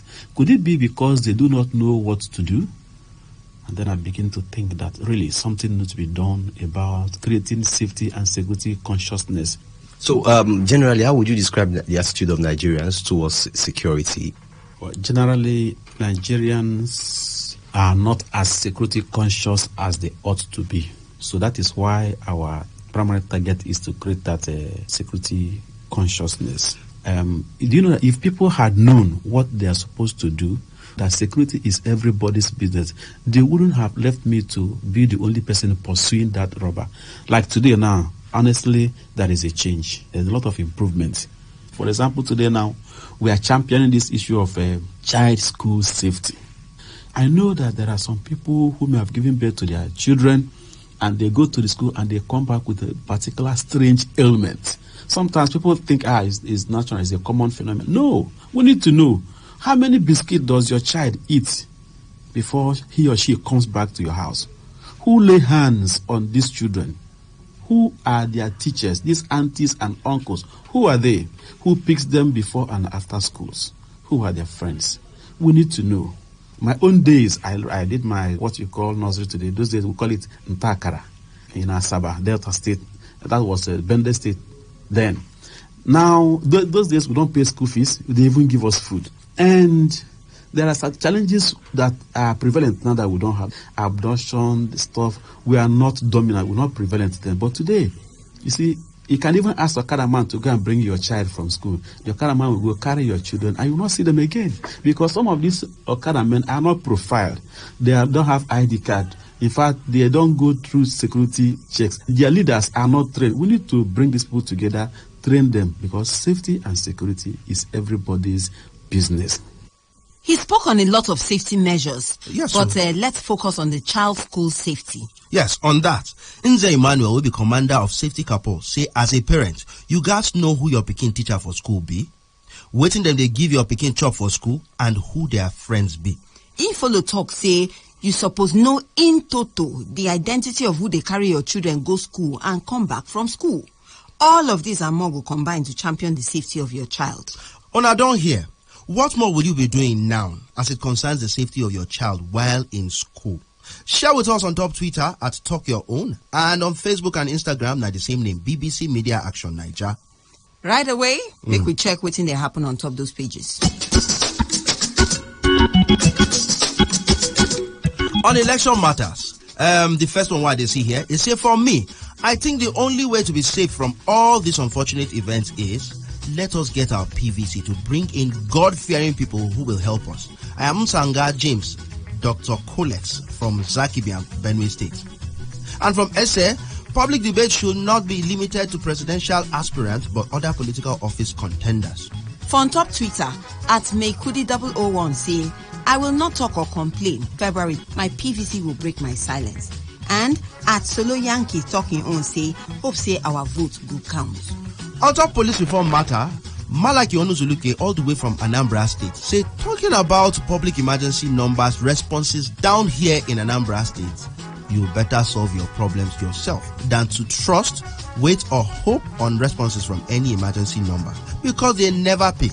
Even if they do, they never dare your way. Of all, fire service is the worst. Thank you very, very plentifully for all the messages Rona sent. You too, where they listen to us, you can send your own go Facebook or Instagram, maybe BBC Media Action Niger, or send text go 070-8282-1279. With Twitter Uncle at Talk Your Own. Don't forget, say for DSF, we get plenty fun and interesting conversations and videos like Commando. Yes, sir. And silly questions. Yes, sir. I don't know what to say.